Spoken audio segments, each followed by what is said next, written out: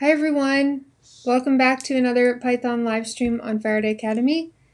JT is having some technical difficulties right now,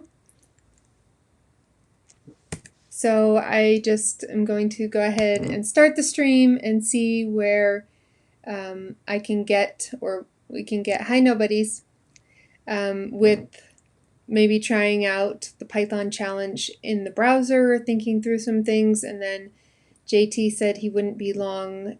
He just had some computer issues, and I'm sure we can all appreciate that. And sorry if there's like a bottom glow, like at the bottom of the screen here. I got some different kinds of lighting, so I have lighting on my desk, but there's no stand right now, so it's kind of underneath me a little bit, so hopefully that doesn't look creepy.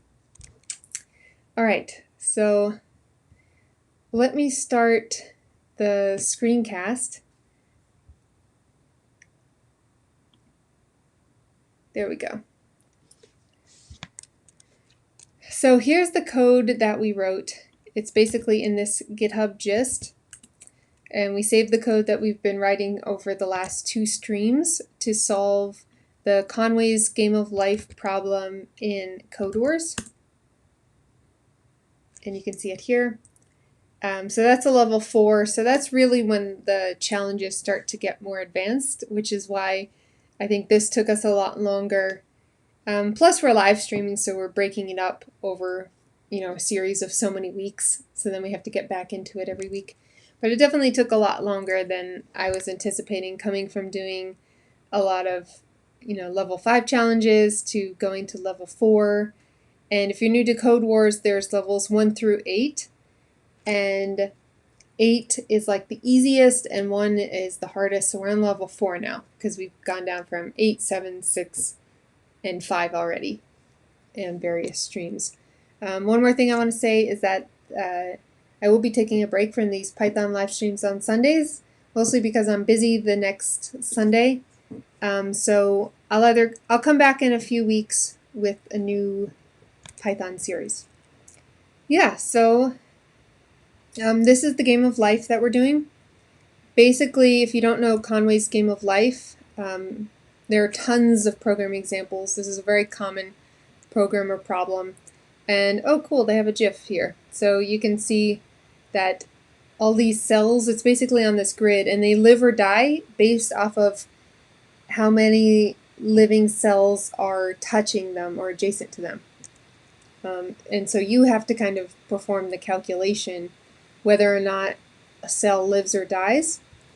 And of course in programming it's a matrix, so you have these nested lists in Python, and you have to decide, are they alive or dead, and will they make the cells near them, will those cells come alive or dead based off of what the cells around them are doing. So according to these 4 rules, and you can see that if you go on Codewars. Yeah. One second. I'm just going to check, see how JT's doing, and then I'll get started. Yeah, and if you have any recommendations for things I should be doing, or something that I should try here, then just post it in the chat. Alright, so feels like I've been doing this problem for so long, so this will definitely be the last live stream. If we don't, for some reason, solve it today, then I think JT and I will just solve it asynchronously and post a video summarizing what we're doing. Hey, Derek.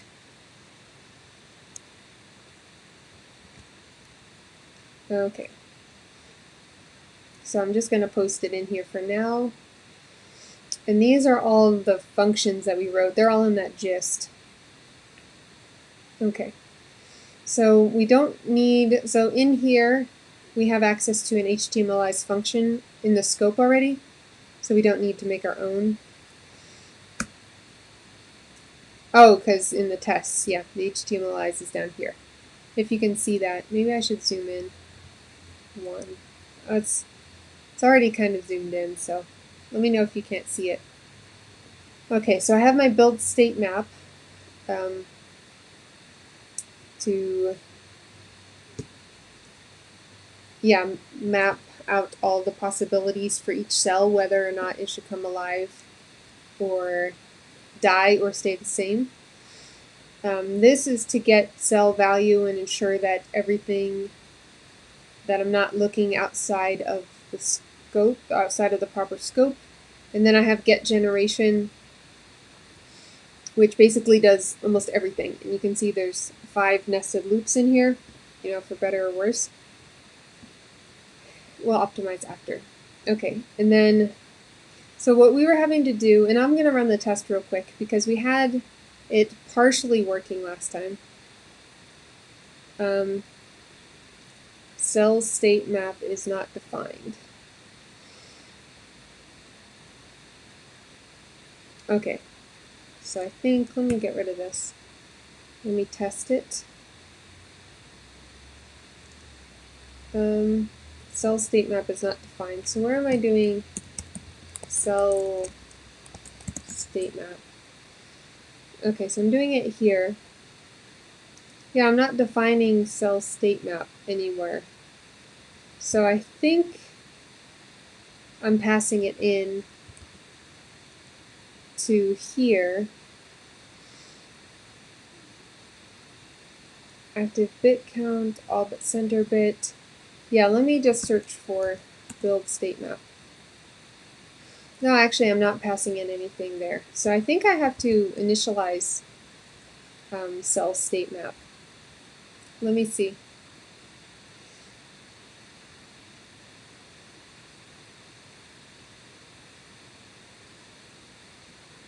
Oh, okay. Hi, interesting problems. I'm assuming you're JT. Okay, great. I'm glad you're ready. Okay, I didn't realize I deleted it. So let me put myself on the screen again. All right, and now I'm going to go into the VS Code live share so I can share the screen with JT now that he's ready. Okay, it's opening and loading, and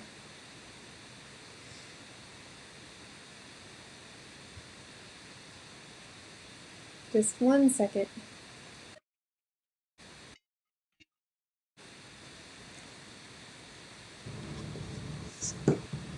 Hello.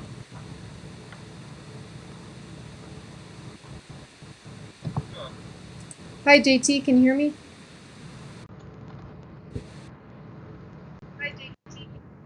I can't hear you. No. I mean, I can hear you on the stream, which is why my answer might have been delayed, but... Okay.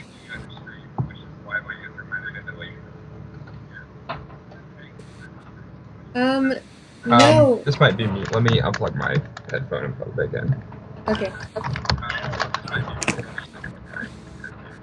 Alright. Can you hear me? Yeah, I can hear you. Okay, so it was me. I just had to unplug. Sometimes Linux is weird, and it doesn't like my headset if it's already plugged in when my computer turns on. So, yeah. That, and apparently if you mount a drive in Windows, it mounts it in such a way that Linux can't read it. And so I had to switch back to Windows, and that's when that like memory whatever issue happened, and I was like, okay, really, like right now you have to do this to me? So Oh, it's okay. Can you turn on your video? You're on the live stream. yeah, I thought it was already on, and that is my fault. Okay. I just wanted to make sure in case you were going to say something you didn't want to be live that you knew. Oh yeah, fair enough. Thank you. All right, so I'm going to switch over. Oops. And pull you in. Okay. Awesome. You want to say hi, JT? Yeah, hey everyone, how's it going? All right, and in the comments after, I'll just put a timestamp for when you joined. So I really didn't do anything important before you came on. Yeah, sounds good. Yeah, it was a whole ordeal. Sometimes dual booting 2 operating systems isn't the best thing in the world. Yeah, it can be quirky. All right, let me screen share. Oh, That's just me. There Hey, we go. nobodies. Now it's both of us. Okay. All All right. right. Sorry for the delay. Now we can finally start. Yeah, you're right. I did delete. Oops. I did delete cell state map. Yeah. I saw when it happened. I was like, no. Because I just assumed that was inside of a function, I guess, not in the global state. Right. Okay. So what we need to figure out this time is how to expand and contract the universe. And no, Derek, I didn't read the More Neighborhood article. Yep. Me neither. Did you Um, post it? Did you post it in the chat? I can't remember now. well, it's on the actual kata. There's a link Oh. to the Wikipedia page about Moore's neighborhood. Oh, I thought that was just a link um, to the. Like another kata or something. No, it's a link to Wikipedia, but it just says Conway's Game of Life, so I thought it was an explanation. Is this the one you're talking about? It should. I think it should. Oh, maybe not. Maybe there isn't one. I thought there was. Maybe I just Googled it. There is a Wikipedia article for Moore's neighborhood, but Moore's neighborhood is literally just the 8 cells surrounding the target cell, I think. Okay. Alright, I'll have to Um, look at that later. It seems almost too late now that I've already. Oh, there is a link down here. Okay, I missed this link. oh, okay.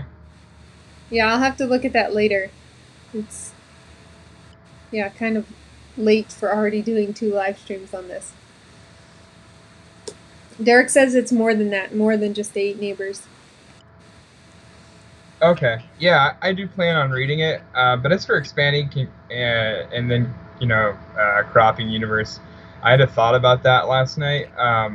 Okay. If you think about how the Conway's Game of Life works, um, on the next iteration, it will only expand at most 1 row or column away from whatever the universe is right now, right? Does that make sense? So like, Yeah. um, it can only go like this right here wouldn't expand, um, but if you, because I think we're looking at the same thing. So this right here, whatever cell would end up above this one right here is going to turn on, but no more cells up above that row can turn on. So Yeah. whenever we go through blah, man, am I okay? So whenever we go through the universe to find the next state once, what we could do is just add 1 row and 1 column to either side of the current like live universe, if that makes sense.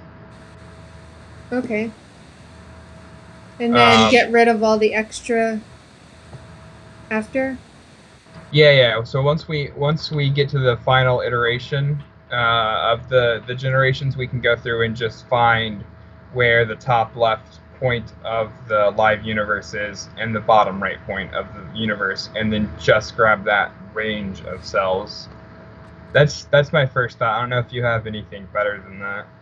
I think we'd have to grab all 4 points, like the top, the right, the bottom, and the left. Right, yeah. I just meant like because uh, if you have the top and the left coordinates, then you can use them as like x and y values to get the actual top left of the live universe, right? Oh, right. Yeah, you're right. Yeah. Okay. And then, okay, it's going to be a little inefficient, I guess, because we're just automatically adding and not removing until the end. But we Right. can always optimize The later. other the thing that you can do for efficiency is just check and see if any like in the outer rows and columns, see if anything's turned on before we push to it, or before we Okay. like add that extra layer. Because if not, then there's no reason to, because we've already got the extra like padding. But I'm already not sure exactly how with what we have in this like double for loop here before we start checking everything. Oh, I moved it. Sorry. Before we start moving everything, how to add the necessary columns and rows, right? Um, Yeah. I mean, I guess, if we're looping through every single one, that's the thing though. We have to add a column at the beginning and a column at the end, and a row at the top and a row at the bottom. yeah, the rows wouldn't be too hard. It's the columns that I like. So, So um, we would just put a cell, like when we're looping through the cells, would add a cell onto the beginning and a cell onto the end of each oh, row that we yeah, loop that's through. that's fair. And I guess we could do the same here. So, like with universe equals whatever, we could create an array of however many zeros there. Like take the length of the row that we're looking at, or the first row, and just add that preemptively to the universe, and then at the end of the uh, entire double loop, we could add another one to the bottom of it. Okay. You only need the outline of the state. One doesn't need to loop over the whole state. What do you mean? Like we do need to loop over the whole state, right? So that because there's live, there could be live or dead cells that need to update their position that's not in the outline, but that's actually in the body. Yeah, I don't know what he means by not looping over the whole state. I guess he's talking about these two inner loops. No, read the README, please. Oops. So we did read the README the first time through. Yeah, I guess it doesn't hurt because there might be something I missed. So it's pretty short. It's given a 2D array and a number of generations. Compute n time steps of Conway's game of life. So compute the result of the universe after so many generations. And then you have the 4 rules. Any live cell with fewer than 2 live neighbors dies. Any live cell with more than 3 live neighbors dies. Any live cell with 2 or 3 live neighbors lives on to the next generation. Any dead cell with exactly 3 live neighbors becomes a live cell. Each cell's neighborhood is the 8 cells immediately around it.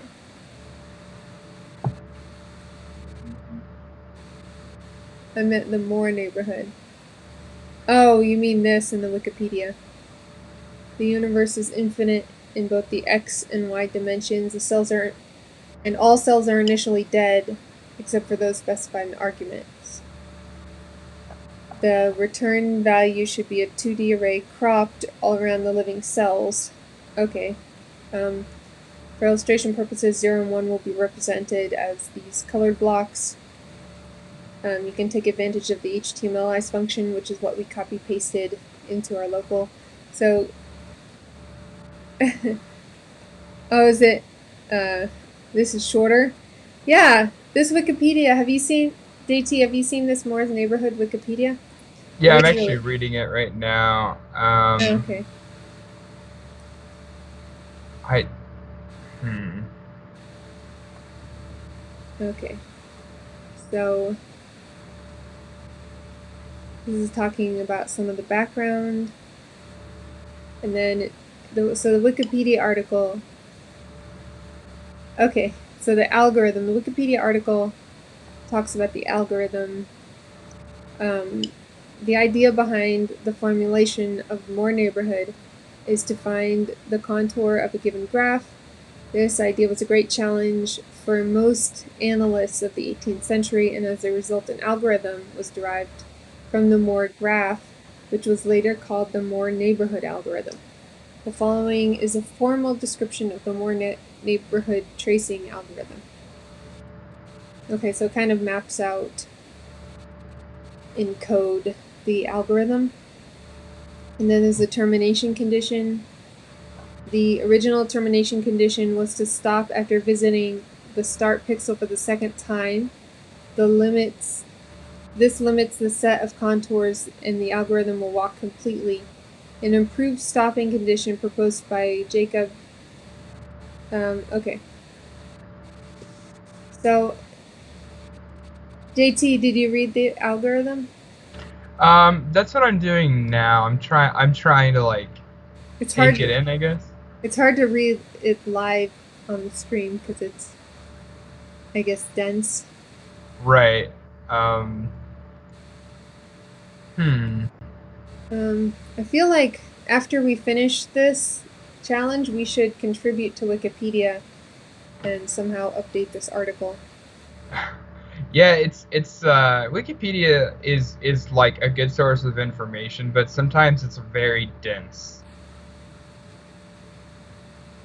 Um, hmm. So he's saying it traverses the shape of the graph from bottom to top, left to right.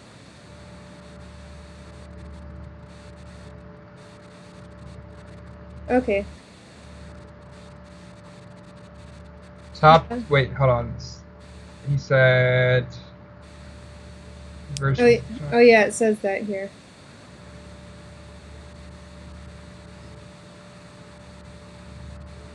So this, I think we should take or study this to try to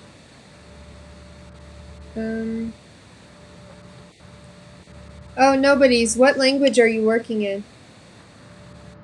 Are you doing it in Before JavaScript? JavaScript. Well, he might be doing it in Python. I think nobody's does C Sharp, JS. Oh, of course. Okay.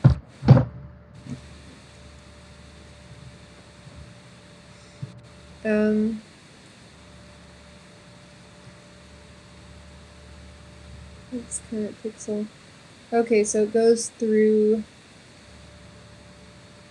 all the pixels, move the current pixel, next clockwise.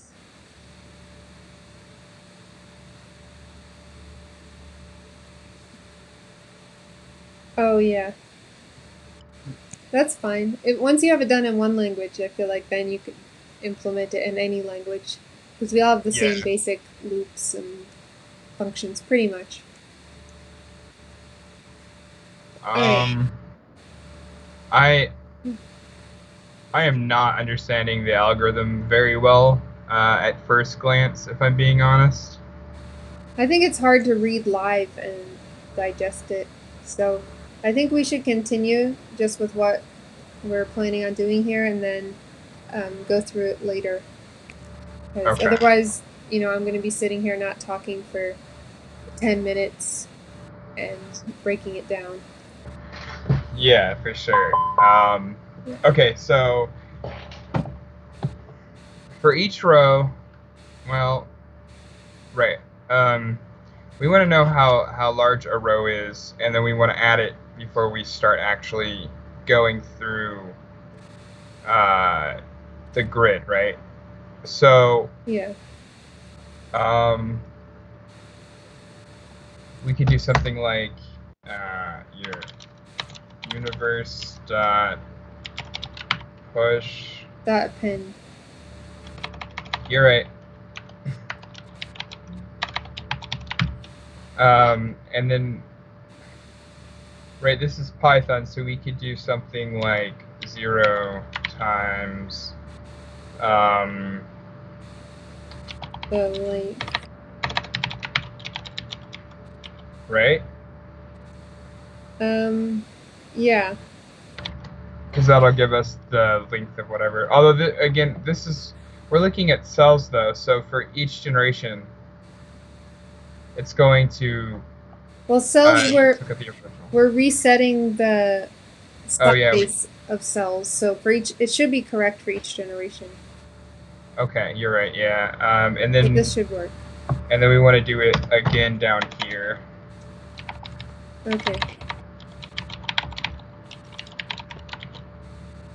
Wait, I can just copy. What am I doing? Why are we doing this one? This one adds the top row, and this one adds the bottom row. Oh, okay. Yeah. Okay. And then the columns will do that inside. It would be universe, and then we're looking at a specific row here, right? So Wouldn't we do that inside of the call loop for call and range? Yes, we would. Okay. And we have the number of the row. Okay, cool. Just double checking something real quick. So then we do universe row dot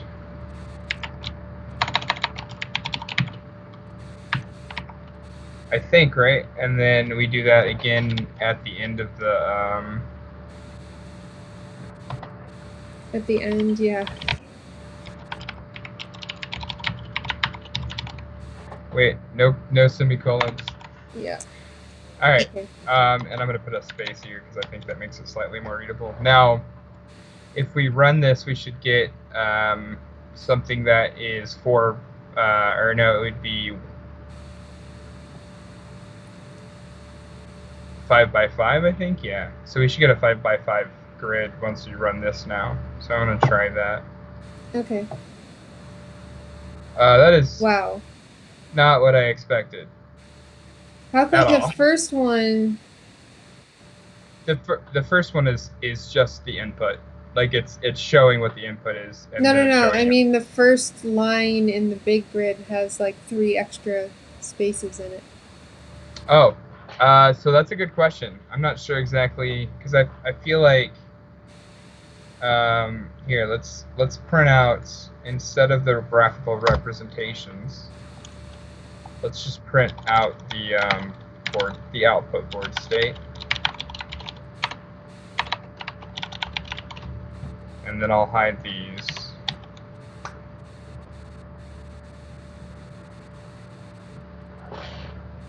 That is weird. What? Okay, because it's adding on all these extra cells. Yeah. But I'm not sure why. Here, let me get rid of all these appends and run it again to make sure that we were still getting. Because I'm pretty sure we were, but this is a really unexpected outcome here. There's one more. Yeah, you got it. All right, clear this. Okay, so it's fine here, and then what we'll do is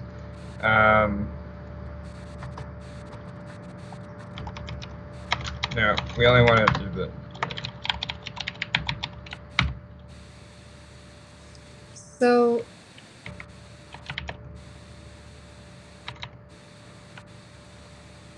what's up? Oh no, I was gonna say something, but I'm gonna let you finish.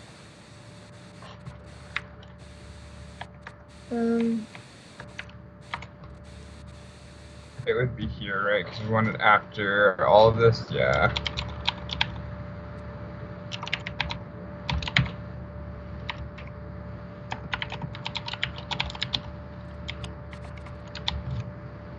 Okay.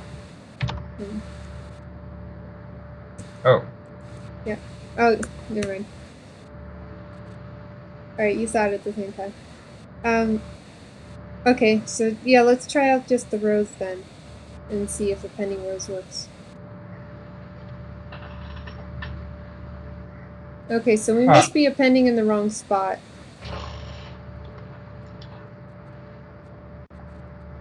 I don't think so.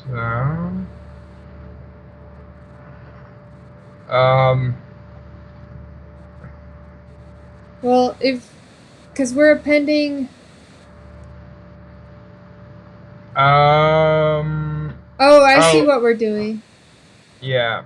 Yep. Okay. We're actually using this row. Yeah. We're using that row in the loop and then appending more cells to it. Is there a way to I mean, like the other thing we could do is just create another function to expand that takes the array.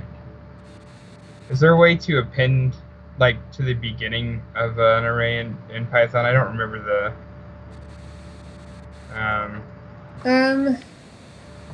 Yeah, I can't remember if you use. Oh, isn't It's it? insert. Yeah, insert. So I mean, if we didn't do this and instead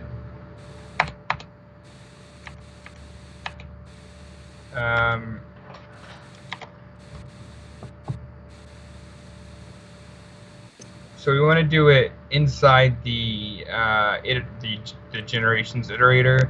So we could do something like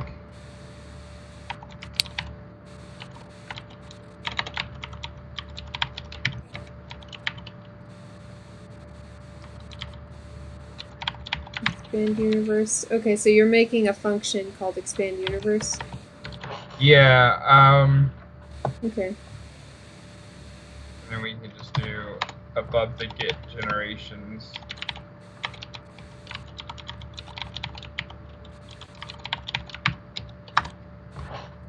What we can do is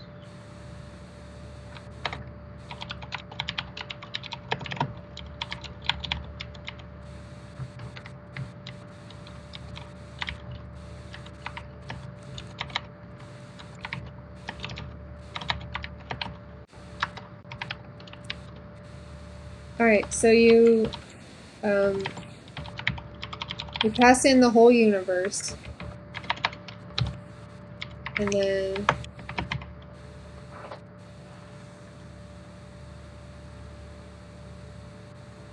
you see what I'm doing? no. Can you Oh, explain it should it? actually be +2, right? Or no, never mind. Basically, and we don't need this. Never mind. We want to know the new row length because we need to fill the row with zeros, right? Okay. And so, actually, Oh, if and that's all we're because doing, so you're gonna we have could, to add +2, right? Because you're gonna be adding a column on the end and a column on the beginning. yeah, you're right. Or are you just gonna return the whole new row? Yeah, so I think what I was gonna do is just this. Okay, that's good. Yeah. And then what we can do is universe. That's weird. Okay, dot insert, and then insert is index and then value. So 0 new row, and then universe dot insert. Can we do negative values for this? I can't remember. For what do you mean? Insert negative values or? Well, what I was thinking is like -1 new row. Try and add it at the end. But I think it's, I mean, we don't really necessarily, we can just do len of universe. I think, I mean, in the Python just API in general, you use -1 everywhere. I would be surprised if they didn't let you. Yeah, that's right. Let's try it and then we can come back to it. So we've done that, and then Okay.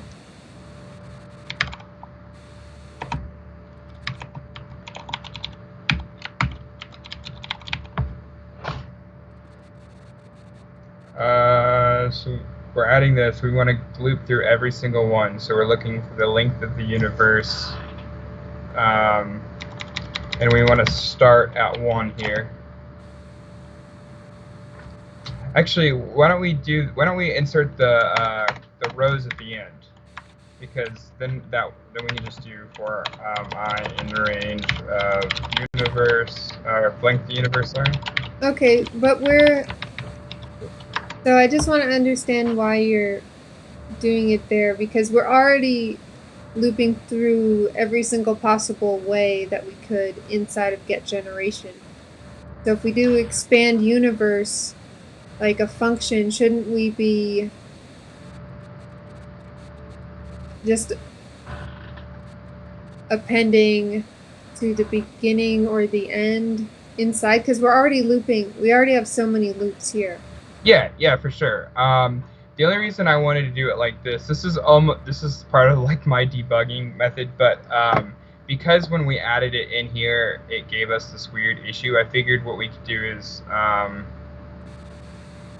oh, you know what? No, this wouldn't work. You're right. We need to do it inside here, Okay.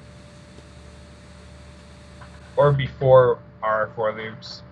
The problem was when we tried to do it here, we got that weird output. So that's why I was just going to put it into a function and do it by itself, if that makes sense. Yeah. So Derek says he's confused and he wants to know what the plan is. Or he's confused about what we're doing right now. Oh, that's completely fair. This is just trying something out to see if it'll work. But basically, this expand universe function is just going to take the array and add an extra row at the beginning, at the end, and then a column at the beginning and end of each row. Is kind of my plan right now. And we'd have to do it before the actual iteration loop. Yeah. I think we should be doing it inside the get generations. Because that's going to be a lot of extra looping that we're doing. Oh yeah, we're doing tons of loops all over the place. That's going to be like point. 7 loops. I mean, is it? Yeah. All right, then how do we do it inside the... So if we did have an external function that we're going to call, I think it should just return the... Well, actually, we don't even need that. So I think, let's start off seeing if we can just get the first row to append correctly. You know what I mean? No? Yeah. Yeah. No. Sorry. I was just thinking about it. The problem is if we append the row, the top row here, then this the row that we're looking at changes, and so we're gonna be like, that's why we get this weird like long row in the output in the terminal, and then we have the short ones. It's because if we add the universe here, the row here, then we're accessing that added one instead of the one below it. Yeah, but then we just need to change this loop here. Okay. This. I mean, I guess we could try just doing that, right? Starting at 1, and then we'll do the append here. Yeah. We don't... Well, the thing is, then we need to... len cells... Okay, because, yeah, our cells will then be 1 longer. Right. No, not yet. The rows will be 1 longer. Yeah, so we'll have to do len cells plus 1, right? No. Yes. No, because it's still the length. We don't need to add 1. But we're getting rid of 1 whole loop that we would have done by adding 1 here. Yeah, but that's because we're adding to the very top of... We're going to add a row to universe, remember? But we're looping through cells, though. So we haven't... Cells isn't any longer than it was before. Yeah. No, okay. Oh, I see what you're saying. Okay, you're right. Yeah, maybe we do need to put the plus 1.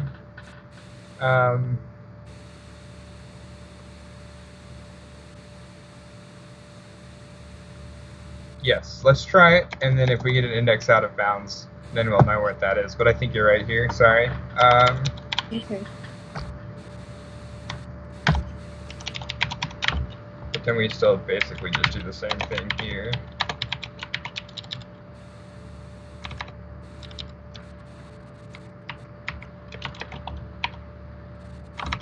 Oops. Okay. Like that, right? That makes sense? Because that's the row length, and we're... Yeah, except we're going to need to wrap that in parens. The Are len we? cells plus 2. Oh, yeah, because order operations. Yeah. Okay. So let's see what happens when we run that. Yeah. Yeah, we're adding 1 to each side of the square, and it is kind of a brute force approach. I think at this point we're just trying to get it done Absolutely. JT's like, absolutely. He's tired of this. I'm not tired of it. I just feel like this is something we should have had, you know what I mean, done. Yeah. All right, that looks like that worked. Excuse me, sorry. Sweet. So if you can see the terminal there, our first row does add 5 zeros as a top row, so that's good. It expanded correctly. No, I'm just putting that out twice. That's why. Okay. Okay, so let's append a last row now and see if we can get that working. It's basically the Yeah, same. it's a good idea. Yep. So I will just grab this and then come down here. Just double check. That's where you want to put it. Yep. All right. Okay. All right. So yeah, that's we were cool. already pretty much sure that would work, so. Let me try to do this for 4 generations. I think because the rows don't match the columns anymore, it screws up. Yeah, you're right. So we let's have go. to add the cells. I just want to check too and see if it gets. Okay, yeah. So I think that's what's going on. Let's do the cells next, and then we'll try to do multiple generations. Okay.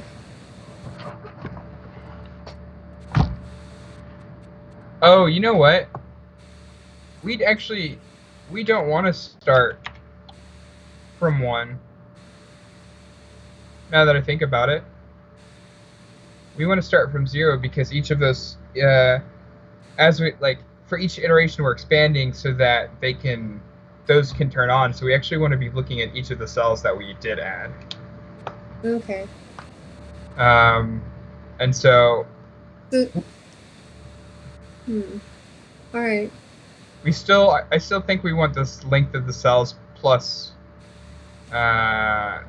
Should we do +2 though? Because at the end, well, no, just +1 because we don't add the extra cell until the end. But that becomes an issue too, right? Yeah, because if we want to loop through that as well.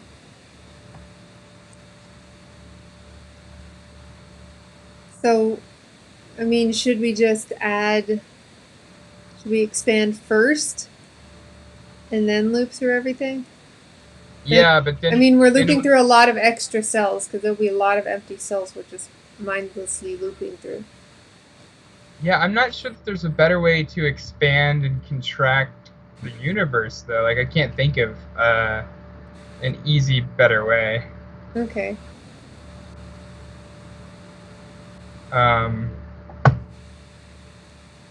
Do we just want to make that function that I started making before, and then, like... Can you say more about why you want to look at the cells you did add on the next generation, you mean?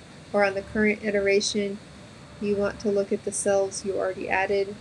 Yeah, so, all right, so let's look at this comment example we have on line 63, right?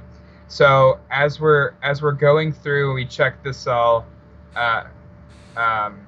we would see that, basically what's going to happen is we want this to be able, for every generation, to expand and contract, right? And so what that looks like in practical terms in this case is going to be adding another row right here to expand it. The problem is if we, I'm not being consistent. Okay. So when you go through this iteration, this cell right here needs to be turned on because for the next generation, because these 3 cells are on. So we have to look at this in order for it to actually expand like it's supposed to. We have to look at the expansion of the universe in the same iteration that it's expanded, so that the actual cell automata can expand. Otherwise, what would happen is this one would turn off, right? Because it's overcrowded. And so then this one, next generation, when this is added to the grid, wouldn't turn on, and it wouldn't be accurate. So what if we just generated so what if we generated a matrix of zeros, like And using, I mean, in NumPy you do np.zeros, and then, I mean, there's some way, well, you can do it in regular Python too, just with more code. And then you can, of the correct size, and we'll loop through that, and then we'll look at the inner cells of the other, or can we like compose the two matrices kind of while we're looping? I think we should do that, don't you think? Just what do you mean? generate a matrix of the correct size. That way we're never having to append everywhere. Yeah, so we just generate basically like a pre-board of zeros, and then we populate that based on the like the pre-expansion board. Yeah, or not even populate it. So we'll have this matrix of zeros, and then as we're looping through that matrix of zeros, we'll be checking the other board. Right. Okay. Yeah. We might have to rewrite this for loop, but like the for loop, honestly, the only important part of the for loop right now is this ij for loop, I think. Well, really this right here. This is what does the magic, right? And the rest is just accessing the whatever cell. I look clockwise around that cell. If I find a black cell, then... Derek says, let's say I start at the top left or whatever corner. Then I look clockwise around the cell. I find a black cell. And then remember that location and keep looking around the center point. Whatever cell is, say, the furthest up, move that cell. Do that across all the black cells. But I think he's saying what we were talking about earlier. If, like, remember the location of, look for all of the cells turned on and remember the location of the outer ones, or in this case he's saying the top one. I don't know exactly, like, we're not looking clockwise around the cell, but that's just because of how I have the lookup table set up. Are you trying?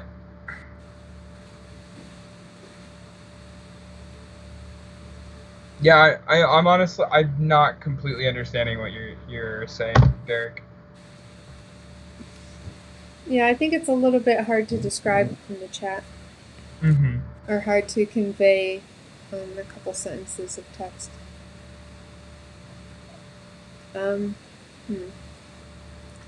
By the way, Derek, have you solved this in Codewars? I can't remember, because it's been so many streams now. Then when you find a 1, 0, black, white, walk around the shape of that section. Oh, okay, I see what he's saying. So we just, all we do, okay, so this is a similar problem to this oil wells problem I had. What he's saying to do is once we find a cell that's alive, then we stop there and we look for any cells that are around it that are also alive. Any cells touching or diagonal or whatever. And then we save the shape of that section. I think that's what he's saying. Okay. I just don't know how, like, that helps us with the current expansion. It's okay. Don't worry. It's hard to be put on the spot live and figuring stuff out.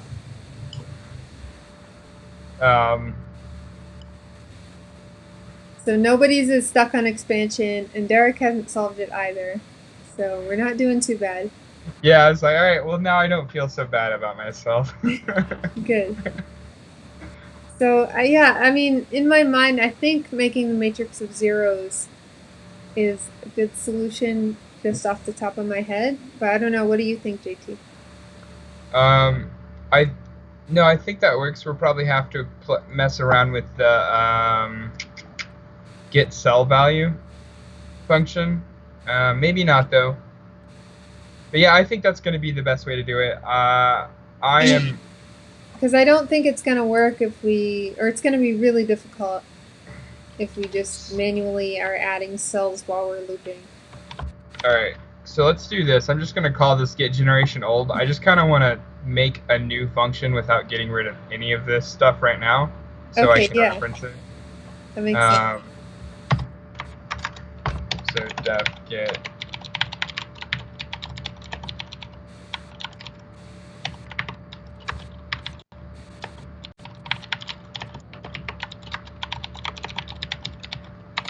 I always do the semicolon thing. All right, so then we'll need something. We'll call it like empty universe. So this is before the Big Bang happened. All right, so then what we need to do is we need to populate it with zeros, right? Yeah. Or, so I think there's got to be, and I don't like looking stuff up because I want to stay on the code, but maybe I will, or you can. There has to be a way that we can do something like np.zeros and just generate a matrix in Python without any loops. Let me check it out. I mean,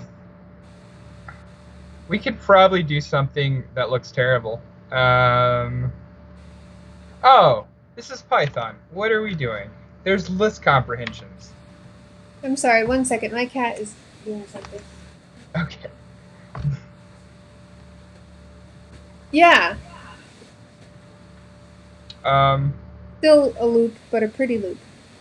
Yeah, so let's see, how would we do this? List comprehensions within list comprehensions are weird, man. No. Are we doing list inside of list comprehension? Well, we have to, right? Or could we do something like this? 5. Can we use that and a list comprehension? Is that a thing that we can do? Yeah, why can't we? Because we can return a list from each iteration of the list comprehension. So how would we do this? We just do for like in range of 5%. Like, not obviously this isn't what we're gonna do, but like I wonder if this would create a 5 by 5 row of zeros. So let me just okay. Yeah, that works. All right. See, that's easy. So then we do len of cells plus 2. And then wrap that in parentheses. Right, because this is that we want to know what the actual. This is the row that we're putting in right here, and then wrap this. You're right. Thank you. And then here, this is where we do for I and len cells plus 2. Right, and I think so we should be getting a 5 by 5 again. Okay. Sweet. All right. Hey, so this is our empty universe now. Okay. Yeah. I just reveled in that for 1 second. All right, and now we need to just return that. That's it, right? So, So if generations equals 0, we're already returning. Oh, you're making a new one. Okay, never mind. Yeah. This is just to look at like my old code. Okay, so problem we're gonna have though is if we're looping through this new empty universe, and we try to access down here on line 59 the cell state where it says get cell value row plus I column plus j. If we're on 0, 0 of the empty universe, that's not going to be the same as 0, 0 in the cells, right? That's going to Yeah, be so we're going to have to offset it by 1 and 1. That's it. um, When we're okay, checking. yeah. And But so if we if we are at the 0th row or the 0th column or the last row or the last column, then we won't check the original cells matrix. But otherwise, if we're in any of the inner rows or columns, we should be checking the cells matrix instead of the universe. yeah, so I guess yeah, we could just loop through. Well, okay, so if we're in the top left of this new grid, so let's just make this a thing real quick. I'm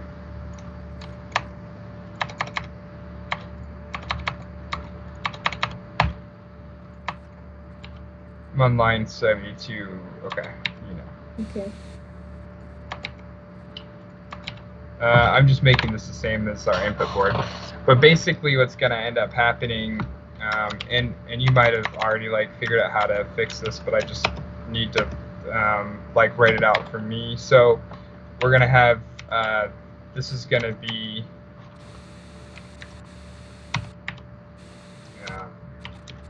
right. So then we do 0 here. The problem is when we have this array now, when we're up here, we need to add 1 and 1, right? Like, because to like 0, 0, we need to look at this cell and then its neighbors now, right? Yeah. Okay. When we have the same array here, when we're here, we need to look -1, -1. When we're here, we need to look +1, -1. You see what I mean? Like, depending on where we're at in the outer universes, we need to look at a different point inside the. No, I don't think. Okay, so I don't think we're talking about the same thing. I think I understand what you're saying though, but what I was trying to say is that so we loop through this matrix of zeros, but these inner cells. So a matrix of zeros isn't going to have any of these ones in it already. So right. Once we get past this first, when we're this is why I shouldn't have cats in the room while I'm streaming. Say hi, Kit Kat. Say hi. Hi, Kit Kat. All right. Anyways, she wants to be as unhelpful as possible. It's pretty much what cats do when they know. Yeah. Yep. You're All giving right. someone else attention and not me. Yeah, basically. Okay. Anyways, got totally sidetracked. Okay, so we are looking. Let's say we start at this cell, the top left cell, in this matrix, and so we look at all the cells that don't exist, and then we kind of ignore those, and then we end up looking at the cell to the right, and then we end up looking at these two cells on the next row. Well, we already know that any cell in the 0 row is going to be 0, any cell in the 0 column is going to be 0. But when we get to this cell, which is at index 1, 1, we know that we have to check index 0, 0 on the cells matrix. Do you know what I mean?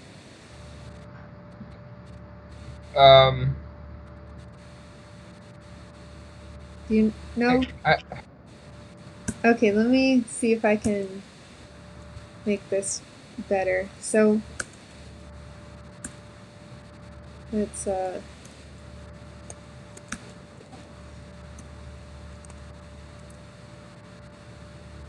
okay, so here's what we have. This is cells, right? Right. The second one is cells. And then this, well, these will all be 0, so Okay. And then it would be real nice if we were in person on a grease board doing this, but Yeah, for sure. this is the next best thing. All right, so we have this initial cells. We generate this matrix that adds the 2 rows and 2 columns, just like we're doing already. Mm-hmm. And then we start looping through this new zeros matrix. So we loop through these and we check the cells just like we check the cells normally. We're already doing that. But when we check cells, we're going to have to make some kind of condition that says if the cell is at least at row 1, so if the row is greater than row 1 but less than the length, then and greater than column 1 but less than the length of the row, then we're going to have to check, instead of checking the zeros matrix, we're going to have to look in this matrix for the actual value. Do you know what I mean? Oh, that's actually okay. So yeah, so we just have to modify the get cells function to accept. Well, we could have it accept 2 arrays, right? We could have it accept like the empty universe and then the cells array. Yeah, we could do that. And then determine which array it checks based off of those conditions. Yeah. Okay, that What do does you make think a lot about of that? sense. What do you think? Do you think that's good? Yeah, I think that'll work. I think we'll have to be really careful about our logic to make sure that it does work. But yeah, I think that's fine. Basically, if let's see how we have it. All right, get cell value. So let me change this.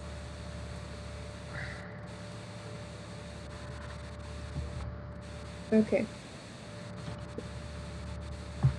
Let's do this real.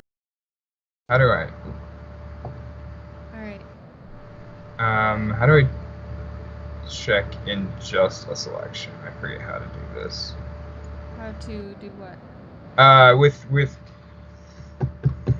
VS Code, there we go. The find and replace. There should be a way to like only replace things inside of a selection. Find in selection. There we go. Okay. Because what I was going to do is y is going to be rows, and then x is going to be cells. Oh wait, can't do that. Calls. There we go. Yeah. Just that way. That was too confusing last time. Yeah. Let's stop x and y, man. All right. And so what we want to do is get cell value. So we're passing in the cells, and then just to be consistent with names here. So now we're going to pass in the cells and the empty universe, and we're going to say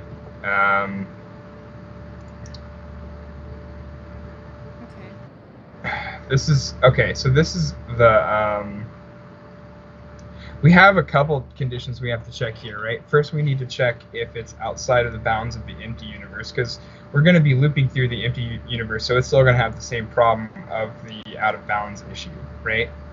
Yeah. So we can keep our same logic for that. Yeah, we just have to change this from cells to empty universe. Yeah. So.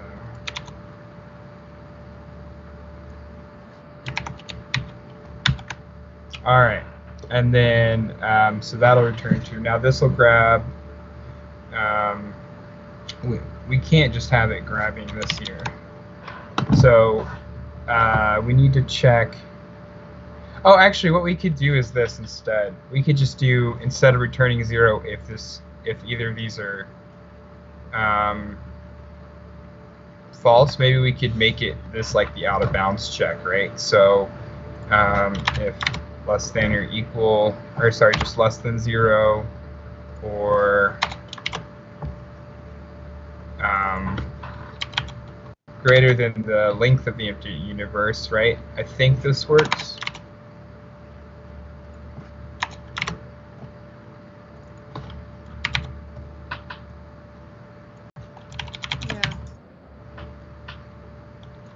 I think that works better now that we have a couple extra conditions that we need to check.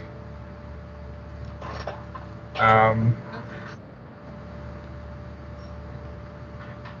And then what we want to do. Sorry, go ahead. But it has to return 0 if either of those conditions are true, though. Yeah, shouldn't that work? Oh, No, yeah, you're right. You're right.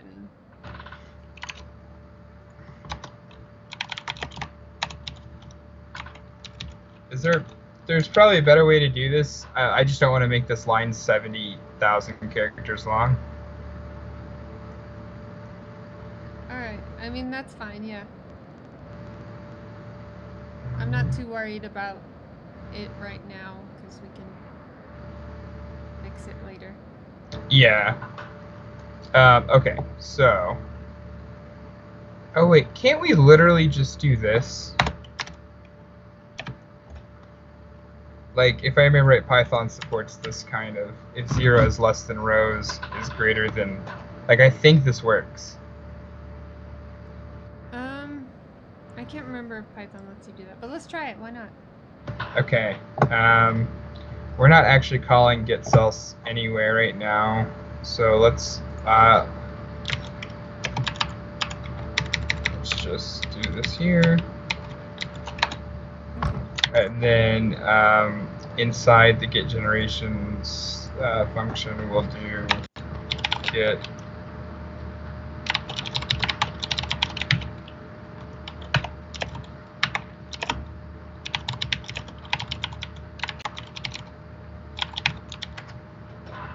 and let's see what happens.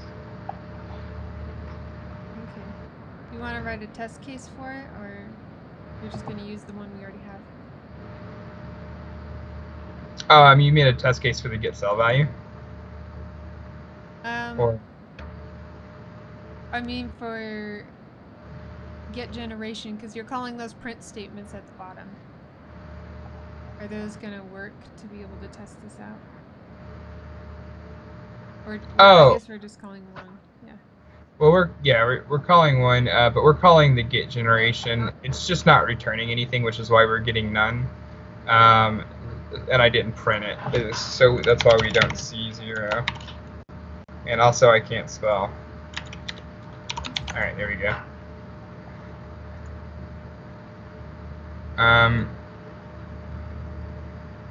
Did it work? It just says none again. No, I don't think we're calling getGeneration anywhere, are we? Yeah, we are. Right? Right here. Line 91. Oh, we are. Yeah. Why isn't it printing anything? Is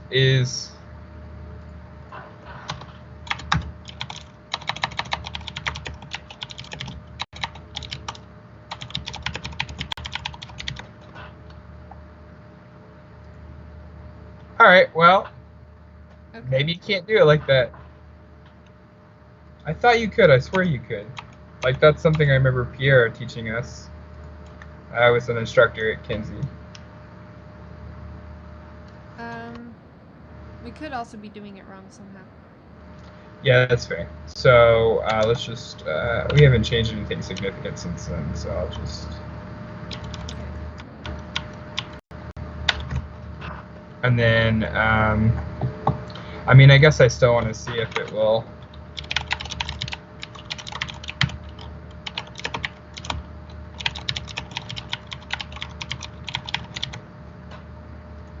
Yep, okay, so that works.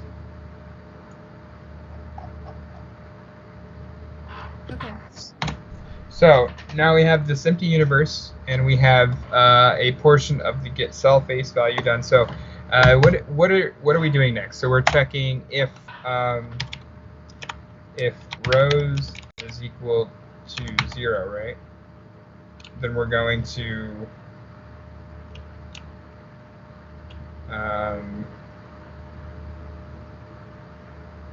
should we store like an X and then or a row and a column value to actually grab from the cells within these if statements? Because the X and Y value can What do you mean? Like, Oh, so hi, basically, Mohammed. How are you? So man, I'm basically, just what? I'm trying to think about how to like translate from the row columns values to the cells or empty universe, right? So if rows is 0, I'm doing well. I feel like my brain is a little fried right now, but overall things are going great.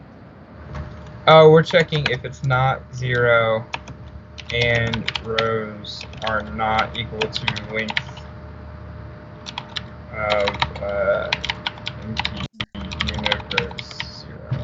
Right, so this is saying if it's not the first or the last row. Um, and we need to check and see if it's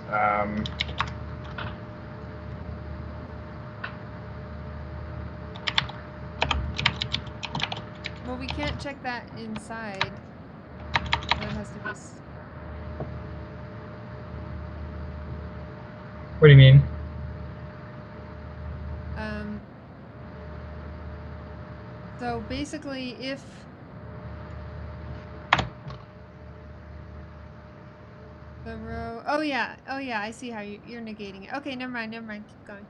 Sorry. Okay, you're fine.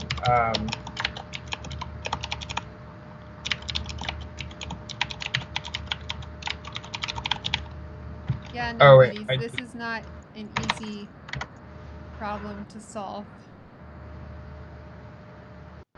yeah.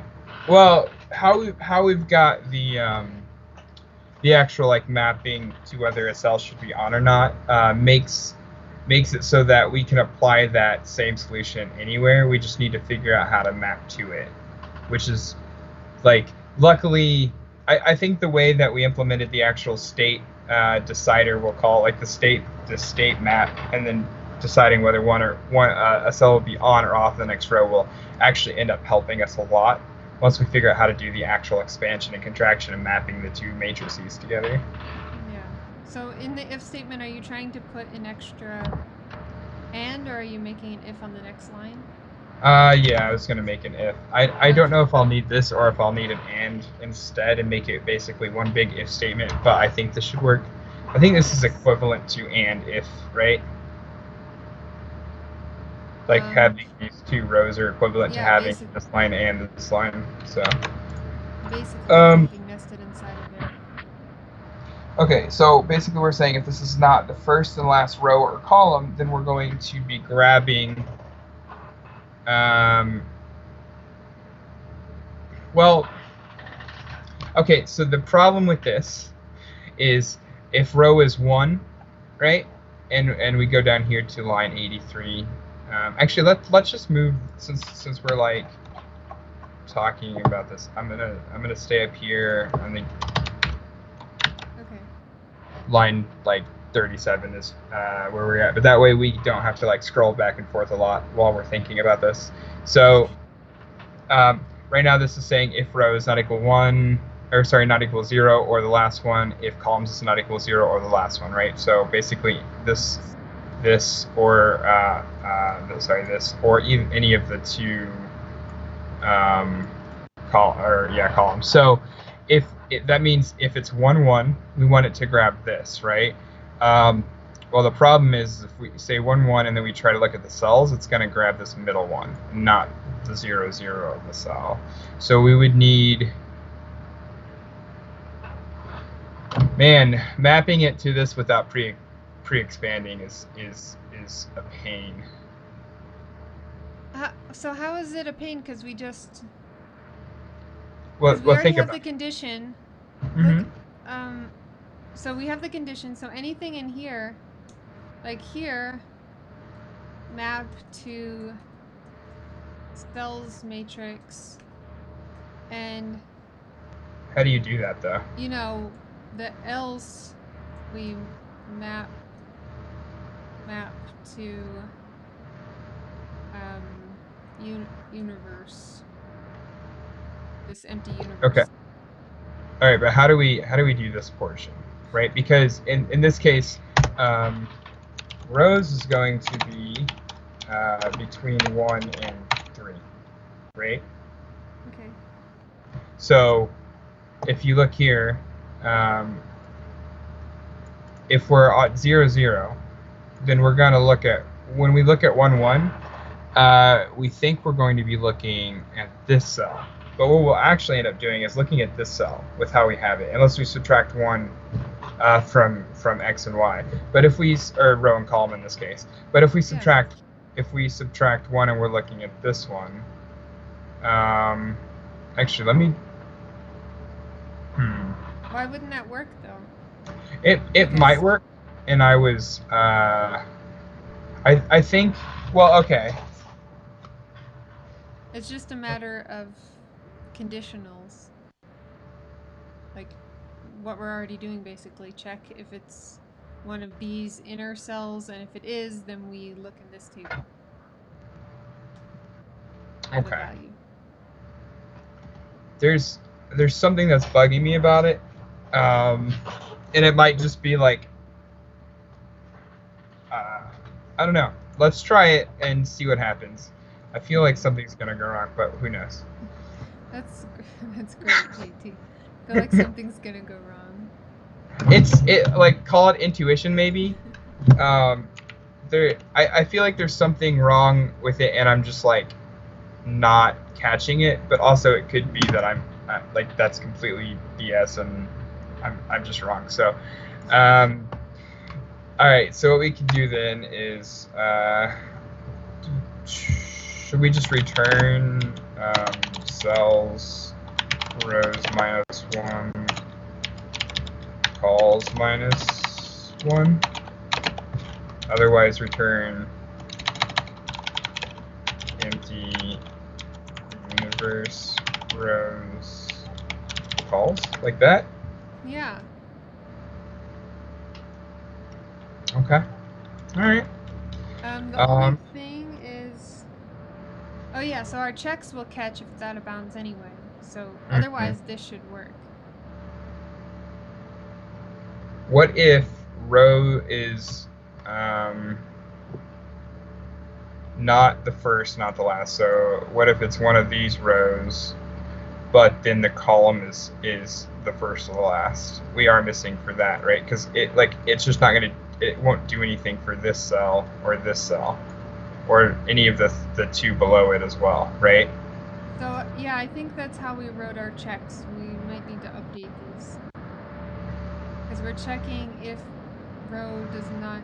Oh no, that will, because it'll go toward here because it won't pass this check.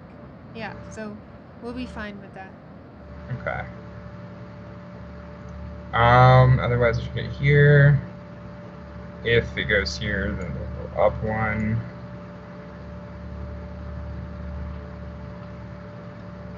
Okay. Yeah, let's try this out.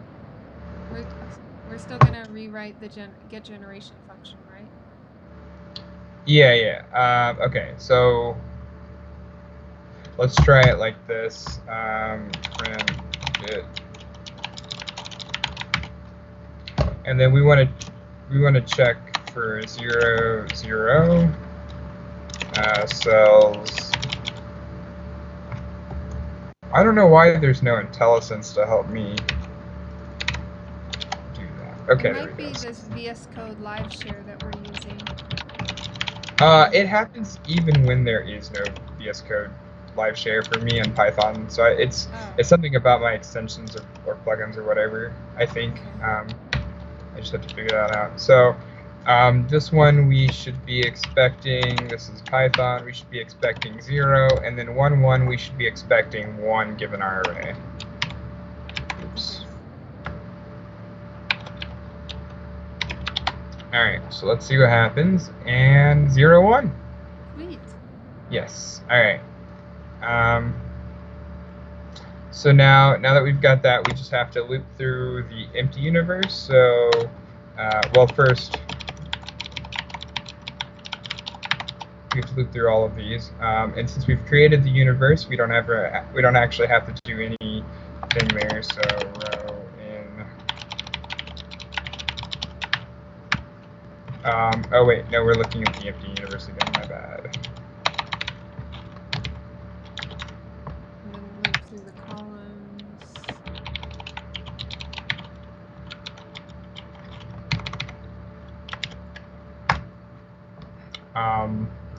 And we'll do the cell state equals 0, and then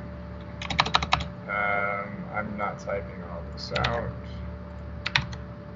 All right, so I just want to double check, and then here we've got to.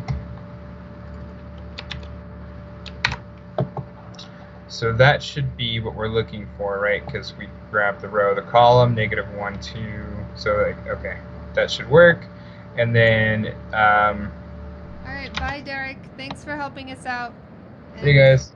For showing us. Yeah, here. good luck with Flutter or whatever you're up to. All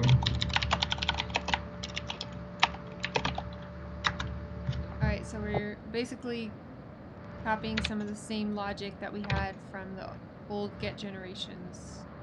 Yeah, that's why I wanted to leave it alone, because I knew we were gonna be able to use a lot of it. We spent several hours working on that. Yeah. So now instead of setting this universe whatever, we can just do empty universe. We can grab empty universe row column, and we're going to set it equal to next state. And do we need to do anything else? I don't want to look at that yet. So we've updated the universe.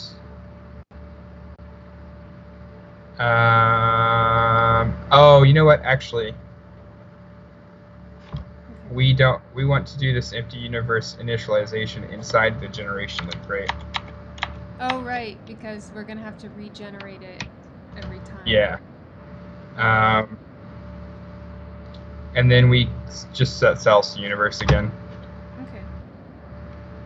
How's it going, nobodies? Are you still working on solving this too? Getting the generations to work?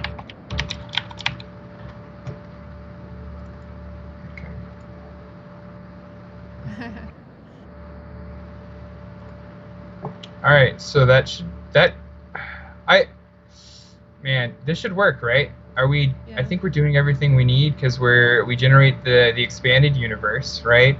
Then we loop through the expanded universe, and we look at each of the cell operations for each one. This gets us the map between the cells and the empty universe. All right, let's just try it, and we shall see, right? Yeah. Dang it, come on. All right, cross our fingers. Type error. Okay, so all right. I have a none type issue.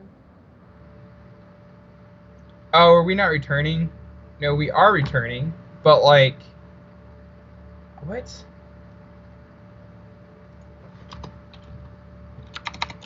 Maybe we should print out, yeah.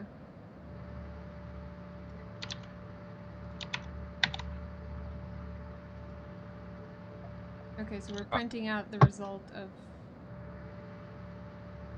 the return of get cell value. Okay.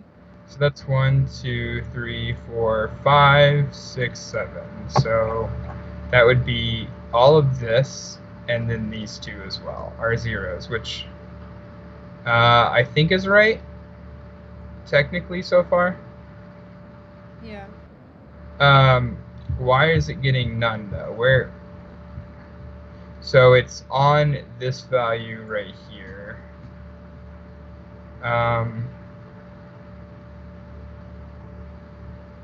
So we think it's on that value anyway. Yeah, let's see.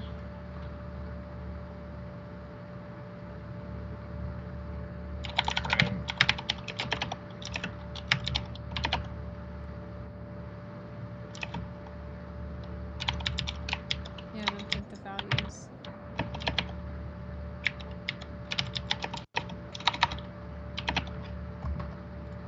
All right, and then here.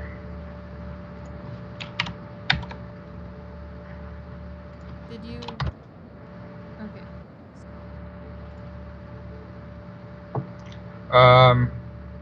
Wow, that was even less helpful. So this is never being called. Okay. Uh, So if rows does not equal 0, and columns does not equal length. Okay.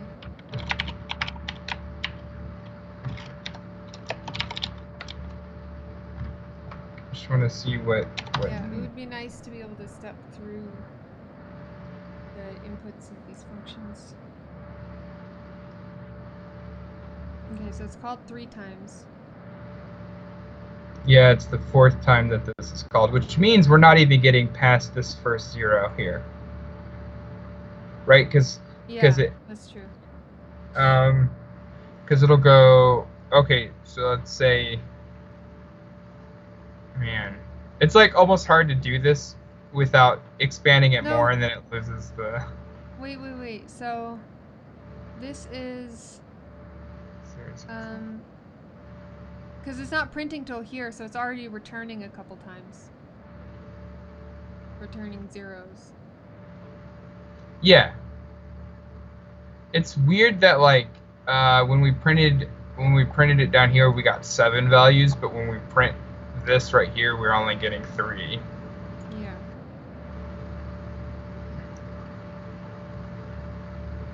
No, it's not weird because we're returning here. Yeah. So we only. Okay. Yeah.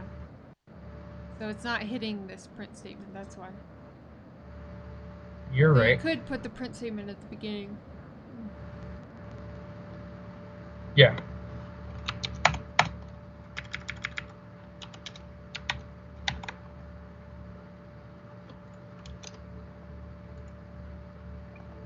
There we go. -1, -1, -1, 0. So it's going to be this one. Oh, I know what's happening. All right, so we have this if statement. So if rows. Okay, I think we just need to get rid of this else here, and then it'll work and do this. Because the else was making it so if this passed and then it got to columns and failed, there was no return. Yeah. Because it was never hitting the else. So now we just need this. So if both of these don't resolve to true, then it's going to hit this return statement. All right, maybe that's what I was seeing earlier, and I just could not, like, my brain was like, there's something wrong with this picture, but I couldn't figure it out. All right. Intuition. Okay. Yeah, try it. Let's try it again. A different error this time. Well, at least it's a different error. Key error. It's a key error, yeah. 1? 1 should be a key. All right, so now, though, we can go back and print this instead of the rows and columns here, right?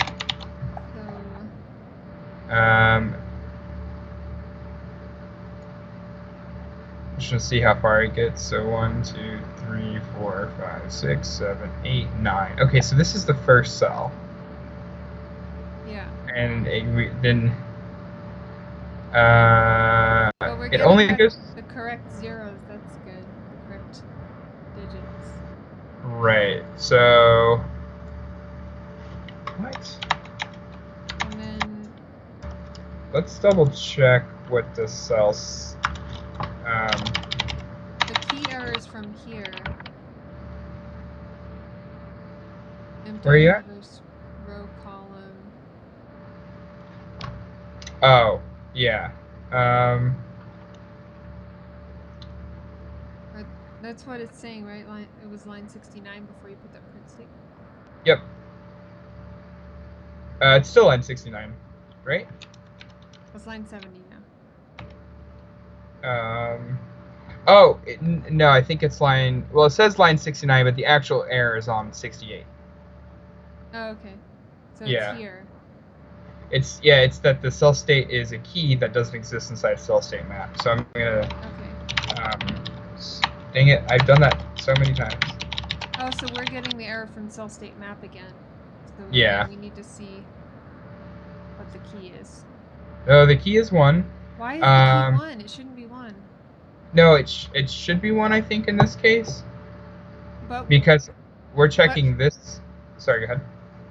Oh, our keys in so our keys in cell state map are binary values, right?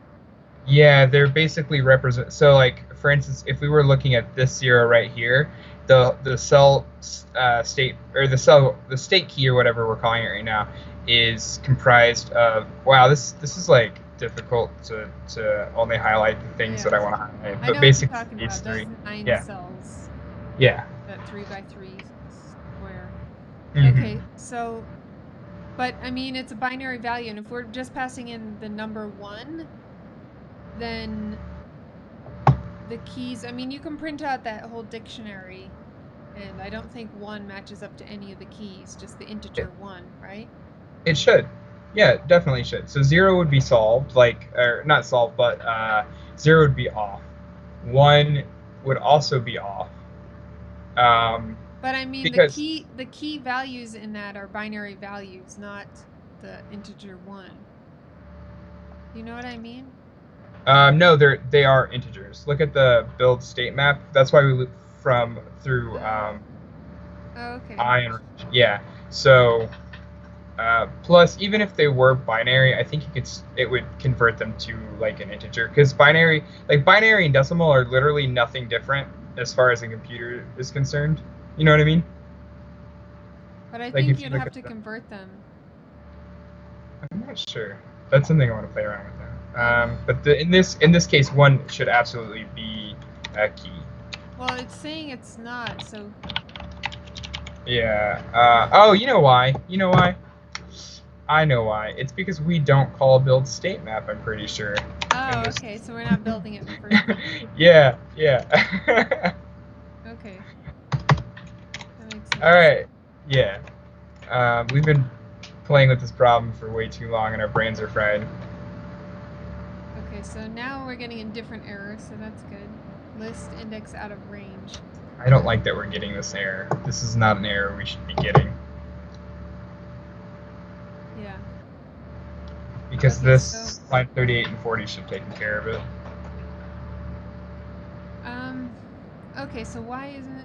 Oh, because we're doing less than 0, right? If rows less than 0, or rows greater than the length of the empty universe. This should be probably be row, right? Not or column. Oh yeah, it should just be row and call, not rows or calls. I'm pretty sure it's because I need to add this. The -1. Yeah. Okay, I'm just gonna go ahead and yeah, thanks. Yeah. Oh, we have more of them. Oops. Down here. Yeah, this is where we should have just used the Control H. Yeah. Oh well. Wait, what is Control H? It's find and replace, or Command H probably if you're using a Mac. Find. Oh, I do Command Option F. It's find and replace. Let me see if Command H works. No, it doesn't work. So. Okay, so that's yours. Yeah, Control H for me is find and replace. Yeah, I do Command Option F. But Control All right, let's run this. Is simpler. And nope. It's you know what? It's in here. So it's as we're trying to map from the empty universe to the cells array, is where we're getting the issue.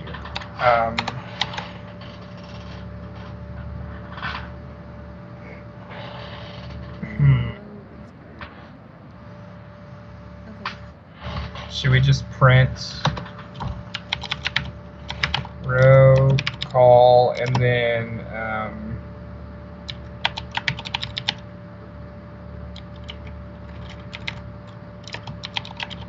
yeah.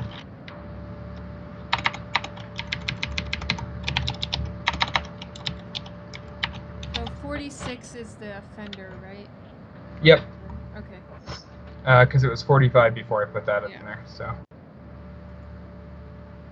1, 4, and then 3, 3. Oh, because we are getting 5. So that would be the column is 4, and the row is 1. So it's 1, 0, 2, 3, 4. This one right here. And we're looking, yeah, because if we do -1, yeah, this is what I was thinking earlier. If we do -1, -1 here, then it goes up to this instead of where, like, looking.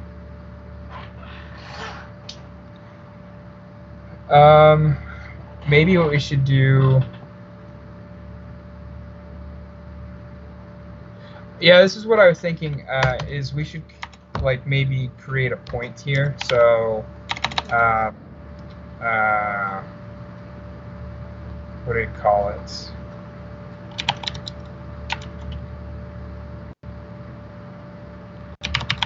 There we go. Nailed it first try. And then really we just need like for now 0 and 0. That doesn't matter. And instead of having this nested loop, we could try it maybe something like this. So if row is not equal 0 and it's not equal to the last one. Oh, right, right. But you could just put an or statement, right? What do you mean?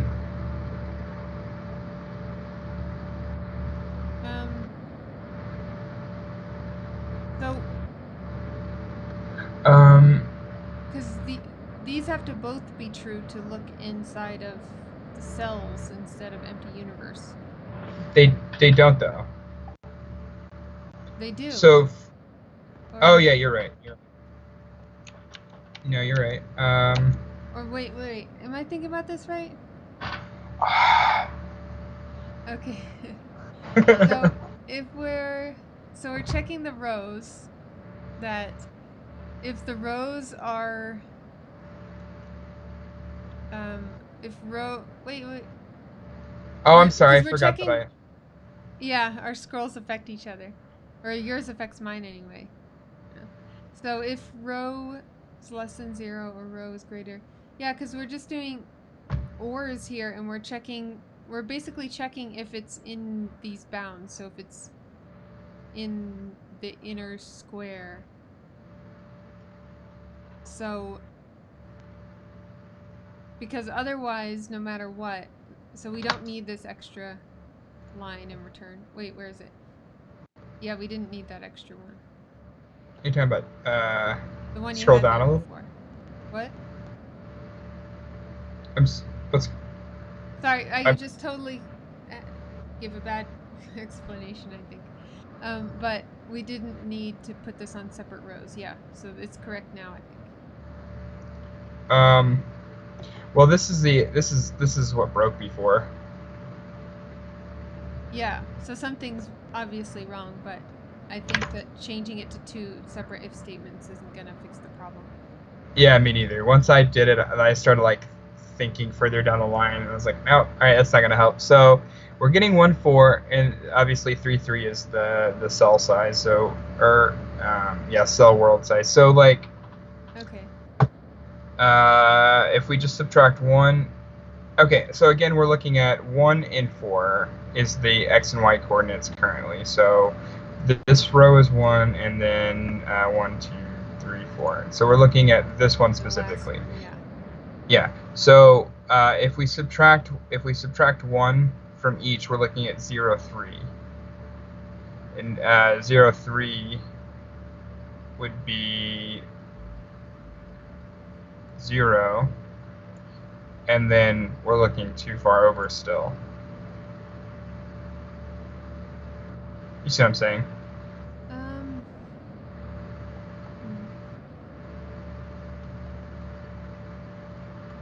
Yeah, how do we fix this?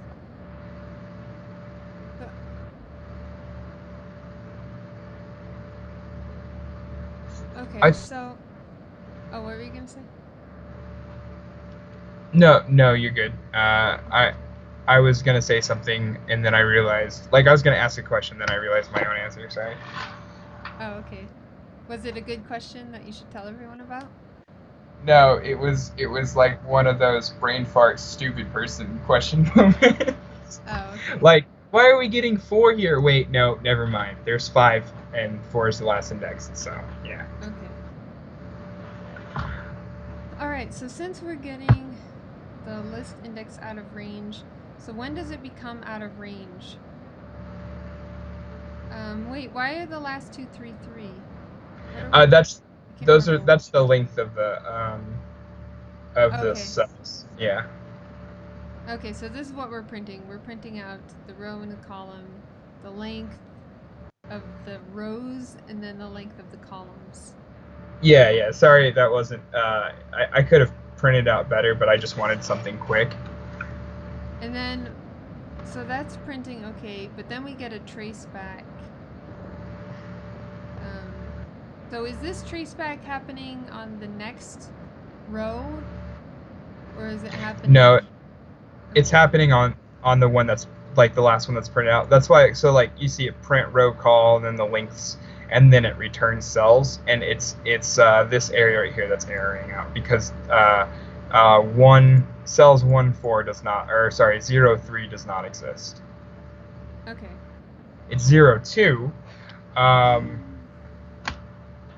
should we? Oh, right, Is right. So, should we just okay. do that? No, no, no, no. Because that's not gonna work. Um, row -1, column -1. Yeah, so 4 should never be getting in here in the first place. Why is 4 getting in there? 4 should be coming to here. You know what? It might be the same reason. Uh, Okay. this -1 thing here. Um, all right. And Is that? Do we? Let's HTMLize that. Let's see if this wait, works. something happened. Something worked. Yeah, I I think that's right. Yeah, Right? because it's only one generation. Let's see what 0 is. Okay. So So 0 is 0 that. is our default catch statement, and then 1 is expanding. That's good so far. Ah, it works. Sweet. And see that one? Oh, missed it. Let me scroll up. Wait before you do it again. Oh, Oh, well, sorry. Oh, I forgot about all these print statements. Let me take them out. okay. Because Yeah. that makes it hard to put, especially as it gets bigger and bigger. Yeah. But we got a new alive cell in one of those rows that we added. Sweet. Oh, that's Awesome. sweet. Yeah. I'm super stoked. Okay. Um, How many generations are you doing now? Okay, 4. I'm gonna start over from 1, and then 2. Let's get rid of the array printout and see what actually. Okay. Yeah, see that bottom cell right there? That is Yeah. new. That is one of Yeah, the it new is. arrays. Yeah. Okay, okay. Ah, Um that's what you get for leaving early, Derek. Oh, wait. On 5. Wait, go back to 5. Yeah. We had something wrong there. Did we? Yeah, go back to 5 generations. Print it again. Oh, I just scrolled up in the terminal. Yeah. Hang on Oh. one second. Did you run it again? Yeah. Wait, there were question marks though. Where did those question marks come from? Right here. You see? What? When we printed out 5, there's 3 question marks. You said 5? I Yeah, don't the see them. first time when we scrolled up. Um, Are they in the like the it's the you can see it it? on my screen right now. Do you see it? Oh yeah, those don't. That's just you. Those don't appear on mine. Oh, okay, whatever. Well, good they don't appear with you. So, um, okay, cool. So we just Uh, need to make a function to crop it now. yeah. All right, I'm gonna do 50 generations just because I want to see what happens. That's gonna take a while.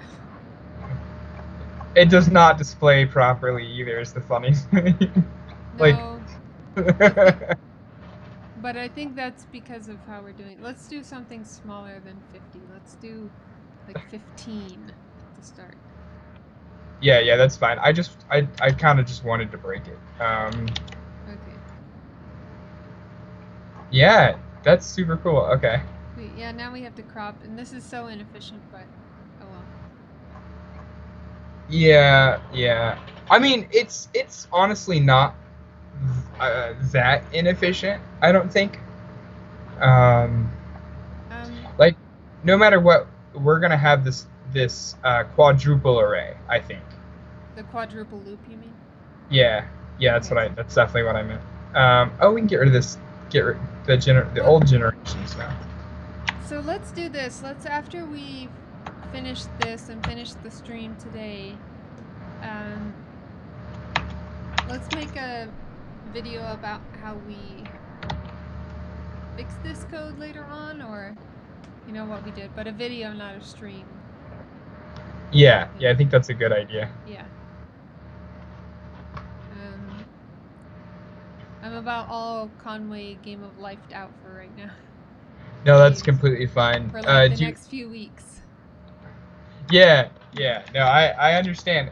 Did you want to still do the cropping right now, or do you want to just like? Yeah, definitely. Okay. I'm just thinking in the future we're gonna make a video about how we made this a little bit better. Okay. Yeah, that's fair. Also, I would expect like as we do more 4Q katas, this is gonna be like a pattern that repeats itself, where it's gonna take multiple streams to solve some of the problems. Yeah. Um, Did it work? Yeah, it worked. The expanding yes. worked. So now we're just figuring out a function to Crop. Yeah, crop. So let's make a new function. Yeah, I think this one will be easy, but which of course means it's not going to be even slightly. Yeah, we thought this was gonna be like 1 or 2 streams max. Yeah. With it now. So, okay.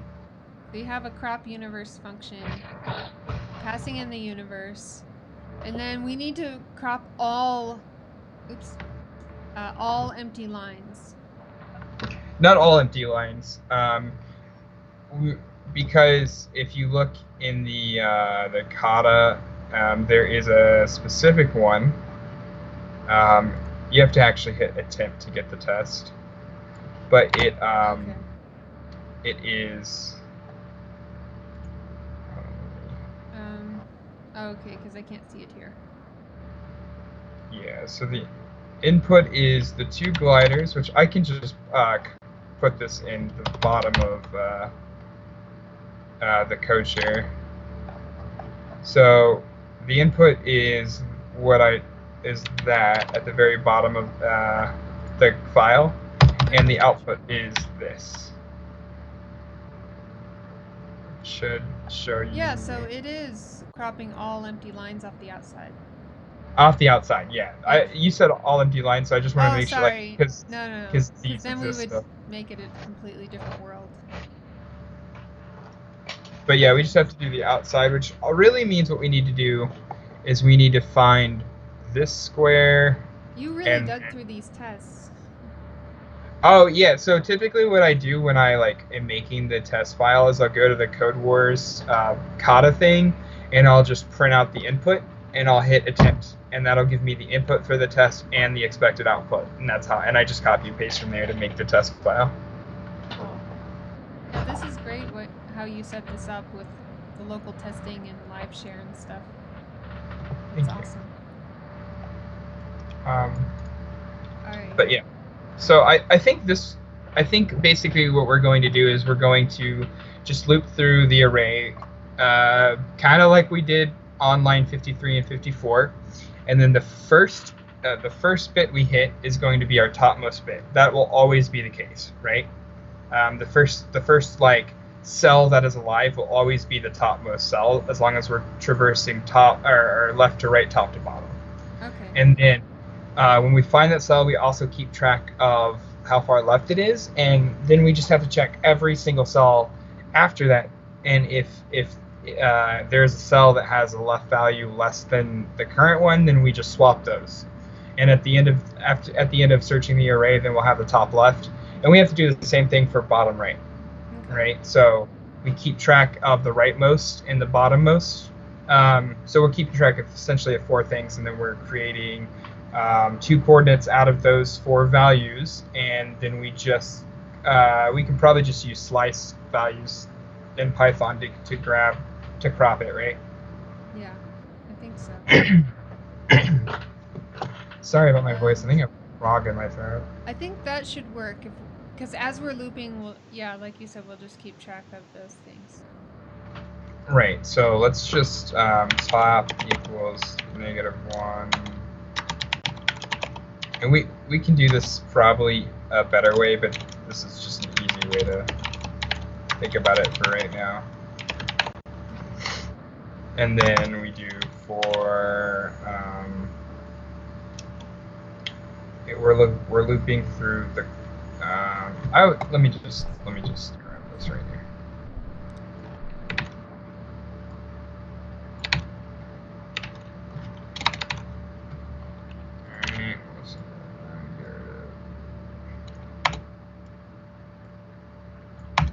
Okay, yeah. So I got that, and then if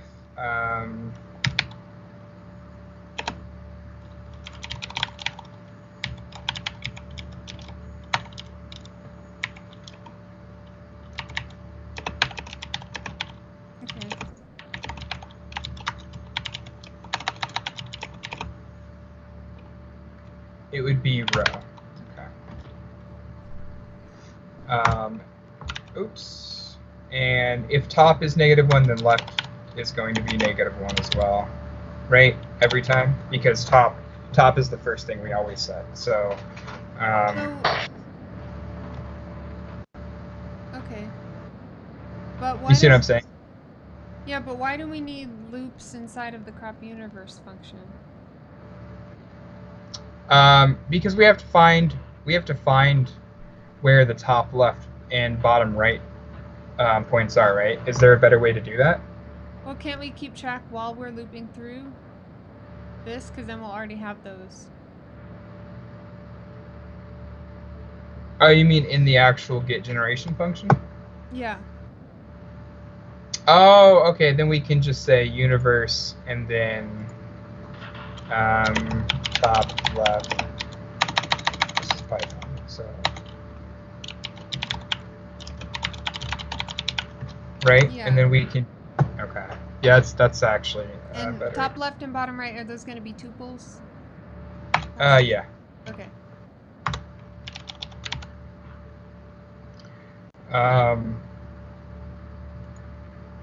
Let's figure out how to keep track of them first, and then we'll do actually make the crop universe. Yeah. I think that's probably a better way to handle this. Okay. So then top left equals, and then bottom right equals.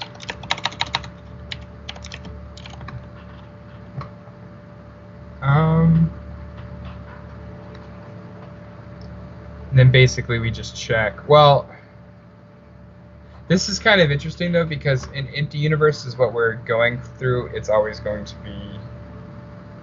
Oh no, we just check the next state and check if this is.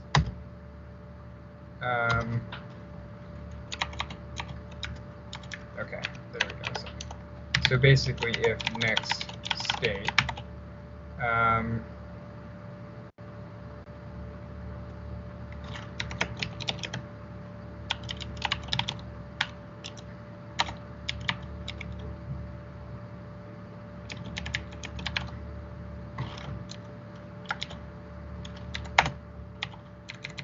Okay. Does that make sense so far? The top left, like the logic. Next state and top left. Oh, that should be 1 probably, because this is going to be rows and columns like X and Y. But Oh yeah. Okay. The top next state you're checking to see if it's alive, and if it is alive. And Yeah, why are you checking to see if top left is -1? because then it hasn't been set yet.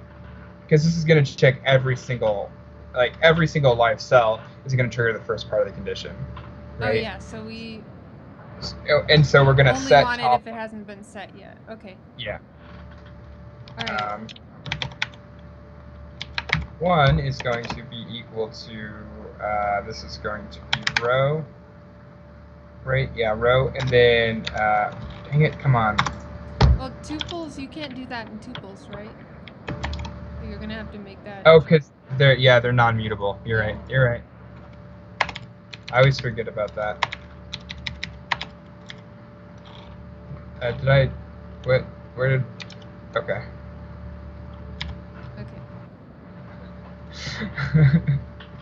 All right, and then this is going to be column because the left one or top will always be set. So, or the first one's set. So that means left is never going to be set in this specific case. So we've got. So actually, because we do need to set the leftmost and the topmost. Yeah. That's what this is doing right here for now. So the first one we look at is always going to be top. So we might as well set the left too. And then what we're going to do is... Okay, so we're going to overwrite the left if it... Yeah. Okay. And so actually probably how we should do this is like this. Oh yeah, because no matter what... okay, yeah, because if next state, all the checks will go inside if next state. Yeah. Okay. So then we're going to say if top left. Also, I changed this right here, like the top left 0 and 1 instead of 1 and 0. And the reason in my head is this is like if we're calling it top left, the first thing inside the array should be top and the second one should be left. It just makes sense to me with how it's named. Yeah. That might be like pedantic, but okay. And then fine. So if top left, yeah. Because usually indexes are the... Yeah, that's fine, that's fine. I just thought it made it easier to like read it and know which one is which, right? Read the value. So when you have a set of tuples or something, you'll expect it to be row and then column. But in this case, we're doing column and then row, right? Or no, we are doing row and then column. Okay, so that is right. Yeah. Okay, never mind. So if column is I was doing it the opposite way at first, which is why I was like saying, hey, I changed that because the way I was doing it was stupid. So okay. So if the current column is less than top left and it's on, this is essentially less than left and it's on, then we're going to change this to equal to column. Okay. And so that should give us our current top left, right? Yeah. Now we need to figure out how to get the bottom right. So maybe in this case, whenever we grab the top, we also make that the minimum values for the bottom right, and then we just check against those with every cell state as well. That's okay. Yeah, we can do that. All right. So then we'll do. I can't believe we've been streaming for 2 hours again. That's crazy. Well, I guess it took us like 15 minutes to get going, so it's kind of been an hour and 15 minutes. Oh, that's fair. Yeah. But, yeah, it's after 7 already. All right. So then, basically, if excuse me, sorry. So okay. If row, there we go, is greater than bottom right 0, then we just set bottom right 0 equal row. Why do you do this to me? if all is greater than bottom right 1, then we set bottom right 1 equal to call. And I think that's everything. Okay. And this should I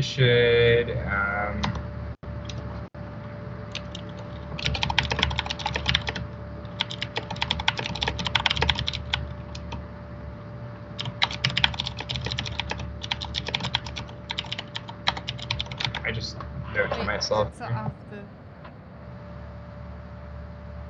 What's that? Keep track of top left and bottom right chords of live cells for cropping. Okay. Yeah.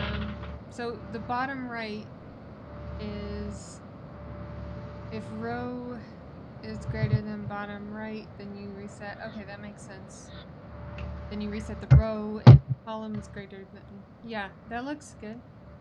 Okay, so then what we need to do is just return an 88 and do, what is it, crop universe, I think is what I called it. Yeah, and I think, you know, actually, we only have to run that on the last time through. We don't need to be running that every generation, really.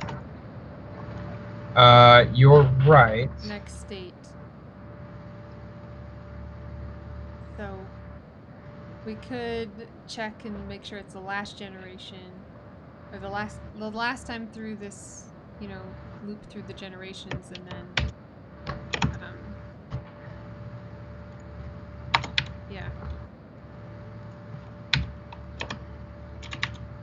So okay, you're setting the current G for the current generation, making sure that's equal to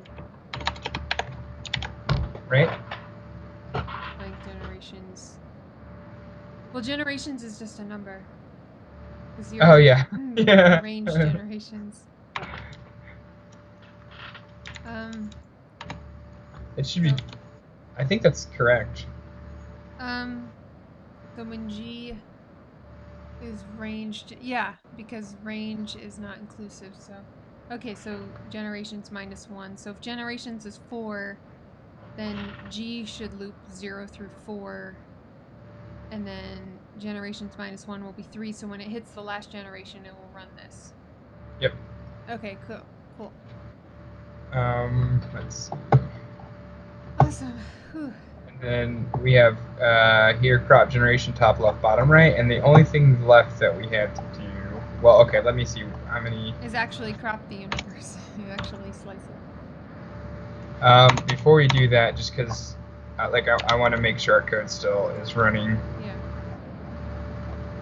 And looks good. So. Okay. We might want to print out all the code we just wrote, like the top left and that stuff. Oh, that's a good point. Yeah.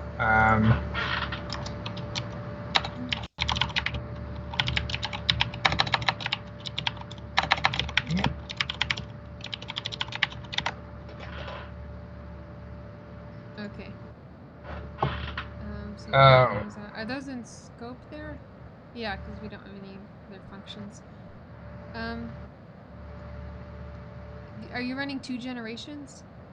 Just one. Okay, so that's correct. Yeah. Yeah, that's correct. Cool. 3. Yeah, sweet. Awesome. Because we have top right and bottom left. Yeah, that logic wasn't too hard. So now we just have to slice it. Yeah. So it's going to be universe, and the rows we're going to get. The rows is going to be top. We'll assign it to a variable here in a second. I just want to get this part. So it's going to be top left, and then we're looking at the top here, because this is the rows, to bottom right, and we're looking at bottom. And then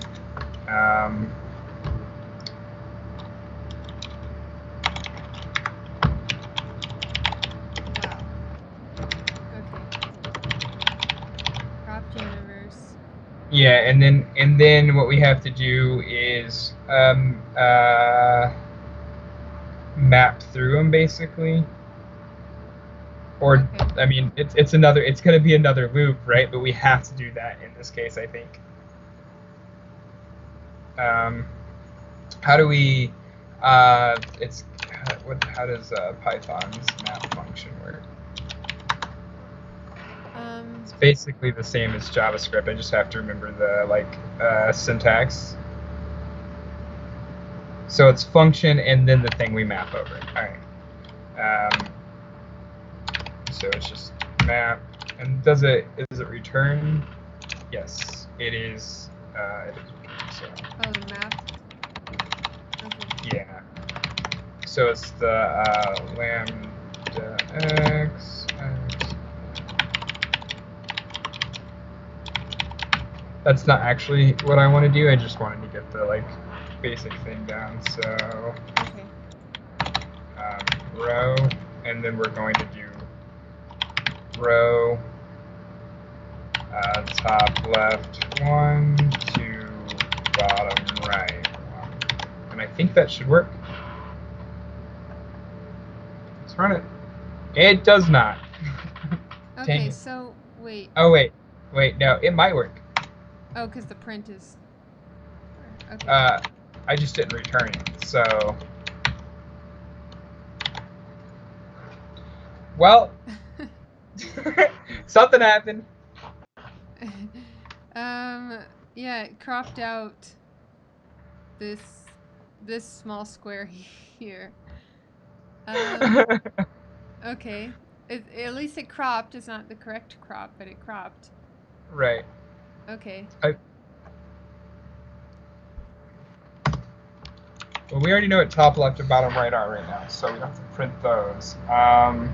Let me see what we have. I'm gonna print the universe, and then I'm gonna print the first. And then print cropped universe and see what that is. Yeah.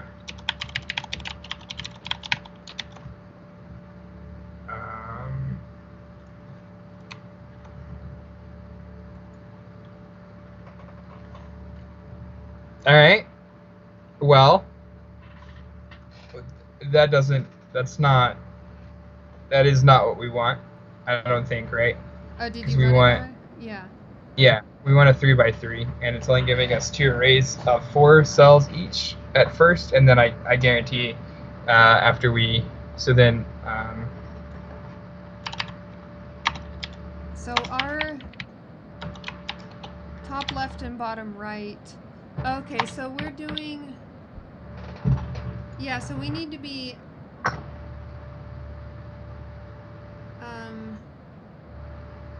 Yeah, because this isn't inclusive when we're slicing, right? So it's not actually getting the third row that we want. Oh, yeah, you're right. So we can just do that. Yeah. Oops. Yeah, outside. Okay. And then probably the same here.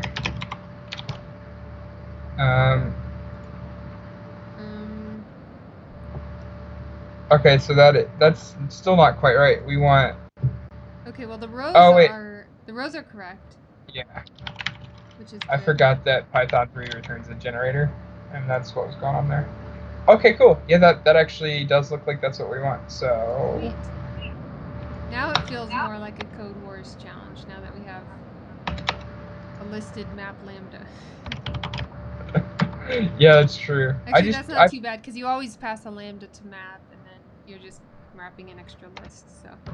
Yeah, you can pass a function, but I felt like in this case we didn't need a function, right? Like this would be. It's just a one thing. Yay! Sweet. We need a celebration. All right. Yeah. All right. Let's go get some whiskey or something. Jeez. I don't drink, but I'll have some. I actually don't either. Oh, okay. Well, I mean, people can celebrate without alcohol. I usually get tacos or pizza. I mean, yeah. But I've been celebrating already this weekend because I just hit 3,000 subscribers, so I use that as an excuse. Thanks. I mean, you helped me, so everyone who came on the show did. So yeah, I use that as an excuse for tacos. Okay. I don't think you need an excuse for tacos personally, but let's cross our fingers. Wait, you failed. I ran the test, and Mm. You're not gonna like the results. I saw it. Ran 4 tests, 3 failures. So basically only our check passed again. Yeah. Oh, it's not equal to a map. So it's because it's returning the generator. I hope there's not some other nefarious thing. So Okay. we'll just list it out here. Okay, so wrap it in a list and see if that works. Oh wait, I Oh, hit play. Yeah, I did the wrong thing. you didn't pull Um, the tests, right? no. Okay. 3 failures. Yeah, still 3 failures. Okay, so we're Uh, getting a few of the cells wrong, it looks like. Hi, Patriot Hacker. How are you? Yeah, I see all the messages in the chat. Sometimes there's a lag, unfortunately, on YouTube, so it'll take like 5 seconds or so, but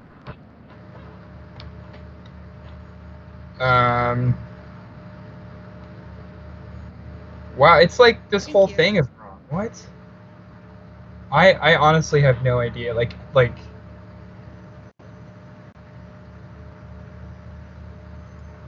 all right, so the So, 40 generation was okay. Let's try that. so Let's. what are you looking at now? I'm just looking at the test output. Okay, so we failed on a 4 generation test. The 40 generation one, I Oh, think. 40 generations. Wow. Yeah. Okay.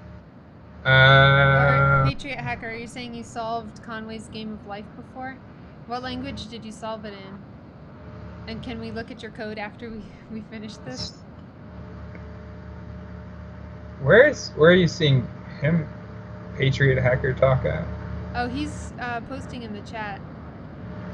And that's interesting. I'm not seeing him at all. Oh. Huh. I don't know. Sometimes YouTube's a little finicky.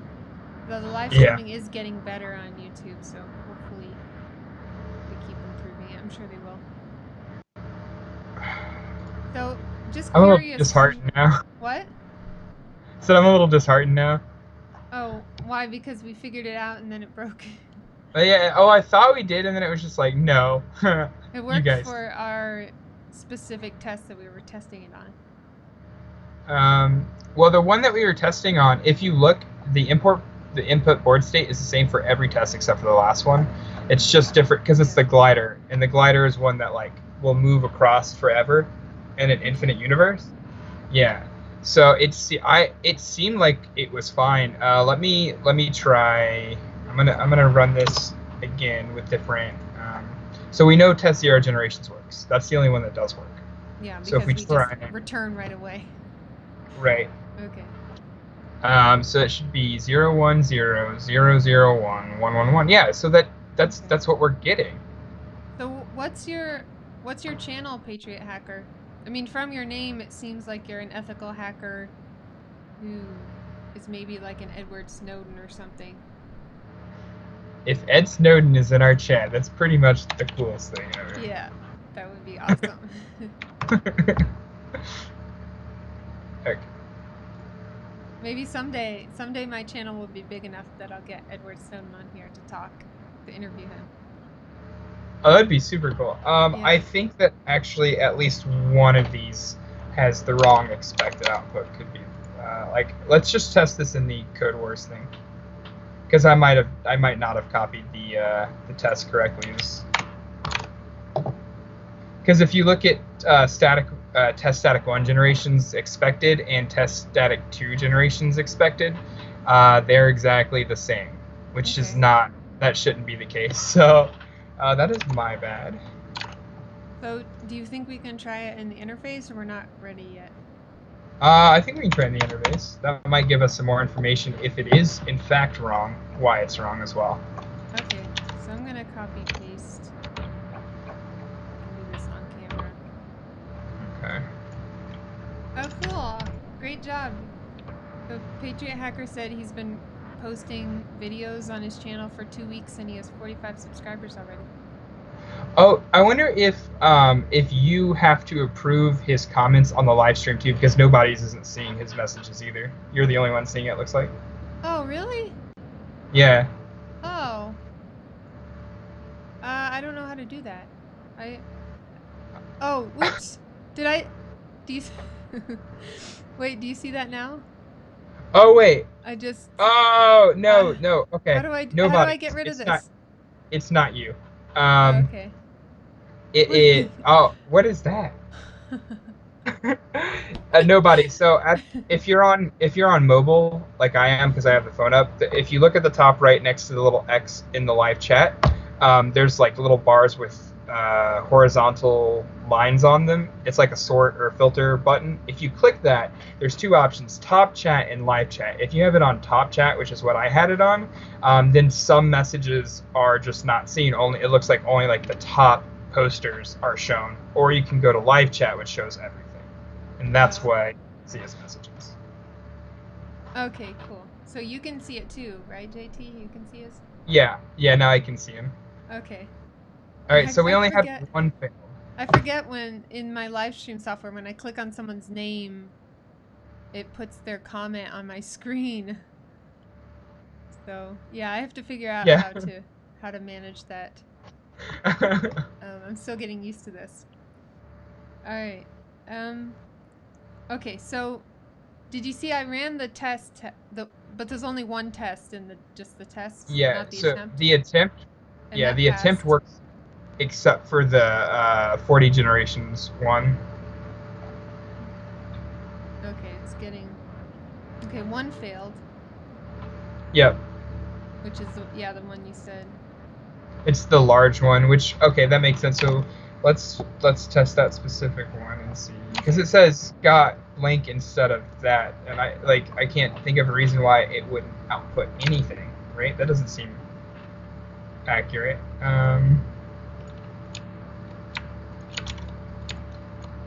Are you changing code in VS Code now? Yeah, yeah. I jumped back to that. Okay, so you're in the file, and now you're writing the new test case that we failed, so we can test this out. Yep. Let's see, and I want to double check and make sure that that's 40. So, I've been on um, YouTube for, so I think, so I actually uploaded my first videos 4 years ago, but they were really just to help people in specific situations. I wouldn't call myself a YouTuber back then. When I started being active on YouTube, because I hadn't uploaded videos in years, really, mostly. But I started being active last November, so that's really where my channel has grown 2,000 something subscribers since last November, I think. last November. That's like I feel like that's a pretty good growth rate. Is it mostly from the Vue tutorial that you did? So I did, so that's where my first 1,000 came from. Most of those first 1,000 were Okay. from that Vue tutorial. And then, yeah, I do get people trickling in from there still, which is awesome. It was nice of Free Code Camp to let me post on their channel. Actually, so I have another video coming out on Free Code Camp this week, I think. It's on Git. I already finished the video and submitted it to them, so it's like over an hour long Git tutorial. Oh, okay, that's cool. Yeah. I wonder if there's an issue with the last one because it's a rectangle and not a square. And do we like explicitly expect a square? I don't think so though, because we're passing other rectangle tests. 1, 2, 3, 4. How many? How many? So So, there's 8. are you saying you're on YouTube to raise money for charity?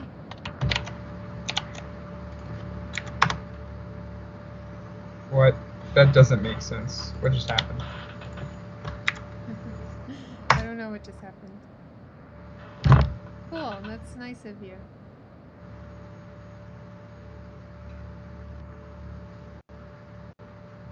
Yep, nobody's. We're literally on the exact same issue right here. Like, this crops only one glider for some reason. Yeah.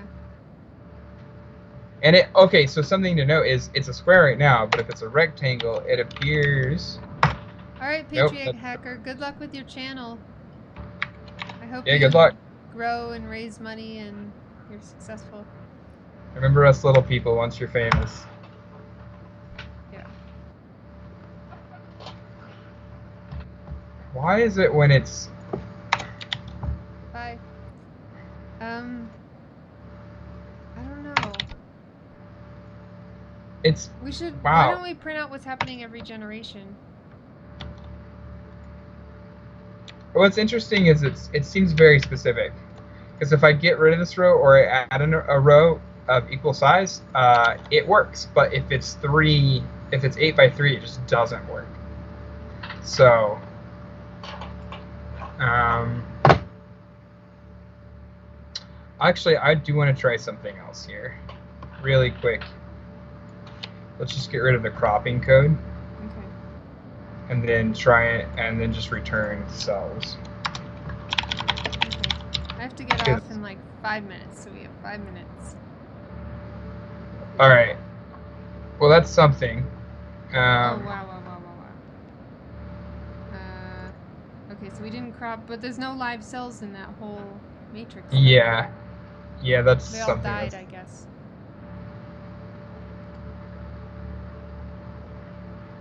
All right. I no idea what's going on. I don't think we're going to be able to solve this in the next 5 minutes. I think we should... Oh, cool. One of these days we will get to compare solutions. So I think we should call it there for the stream. Oh, too many spaces. That's better than us. I think you're a little bit ahead then. So yeah. I think we should call it for this stream because we did get it to... Oh, whoops. I'm showing the man behind the curtain. Sorry. I accidentally showed you twice, JT, because basically I need Skype to hook in my guests in this software. So I'm accidentally going over to the Skype screen. Sorry. You're fine. Alright, so yeah, I think we did pretty well, and we'll figure out what we're doing wrong, and then I'll post like the quick update video that I talked about. So that way it's not like another 2-hour stream trying to figure out this one bug. Right. Yeah. So, and we'll talk about it in the Discord channel. So if you're not in Discord, you can join by clicking the link below, and you can chat with us. You can share your coding challenges and solutions with us, etc. And I want to thank JT for coming on again. If you want to get in touch with JT, I have his contact information in the description below. And I think there's a link to his Codewars and what was it? Oh yeah, GitHub and that kind of stuff. So if you want to reach out to him. Yeah, so let us know if you have any feedback for this. You can leave me a comment or reach out to me. Thanks so much for coming. JT, do you want to say anything before we log off? Nope. Okay, so if you're hiring, I'm looking for a job. Other than that, just have a good day, guys. Yeah. Yeah, thanks for all the help, everybody. Derek, if you see this later, thanks for helping us out. There was my timer. Yeah, and I will be back live finishing up the JavaScript app on a couple streams this week. I will be taking a short break from Python streams from these Codewars streams because I'll be busy because I'm preparing a conference workshop and a couple other things. So, but we will be back soon. And yeah, have a good night, everyone. Take care. Take it easy.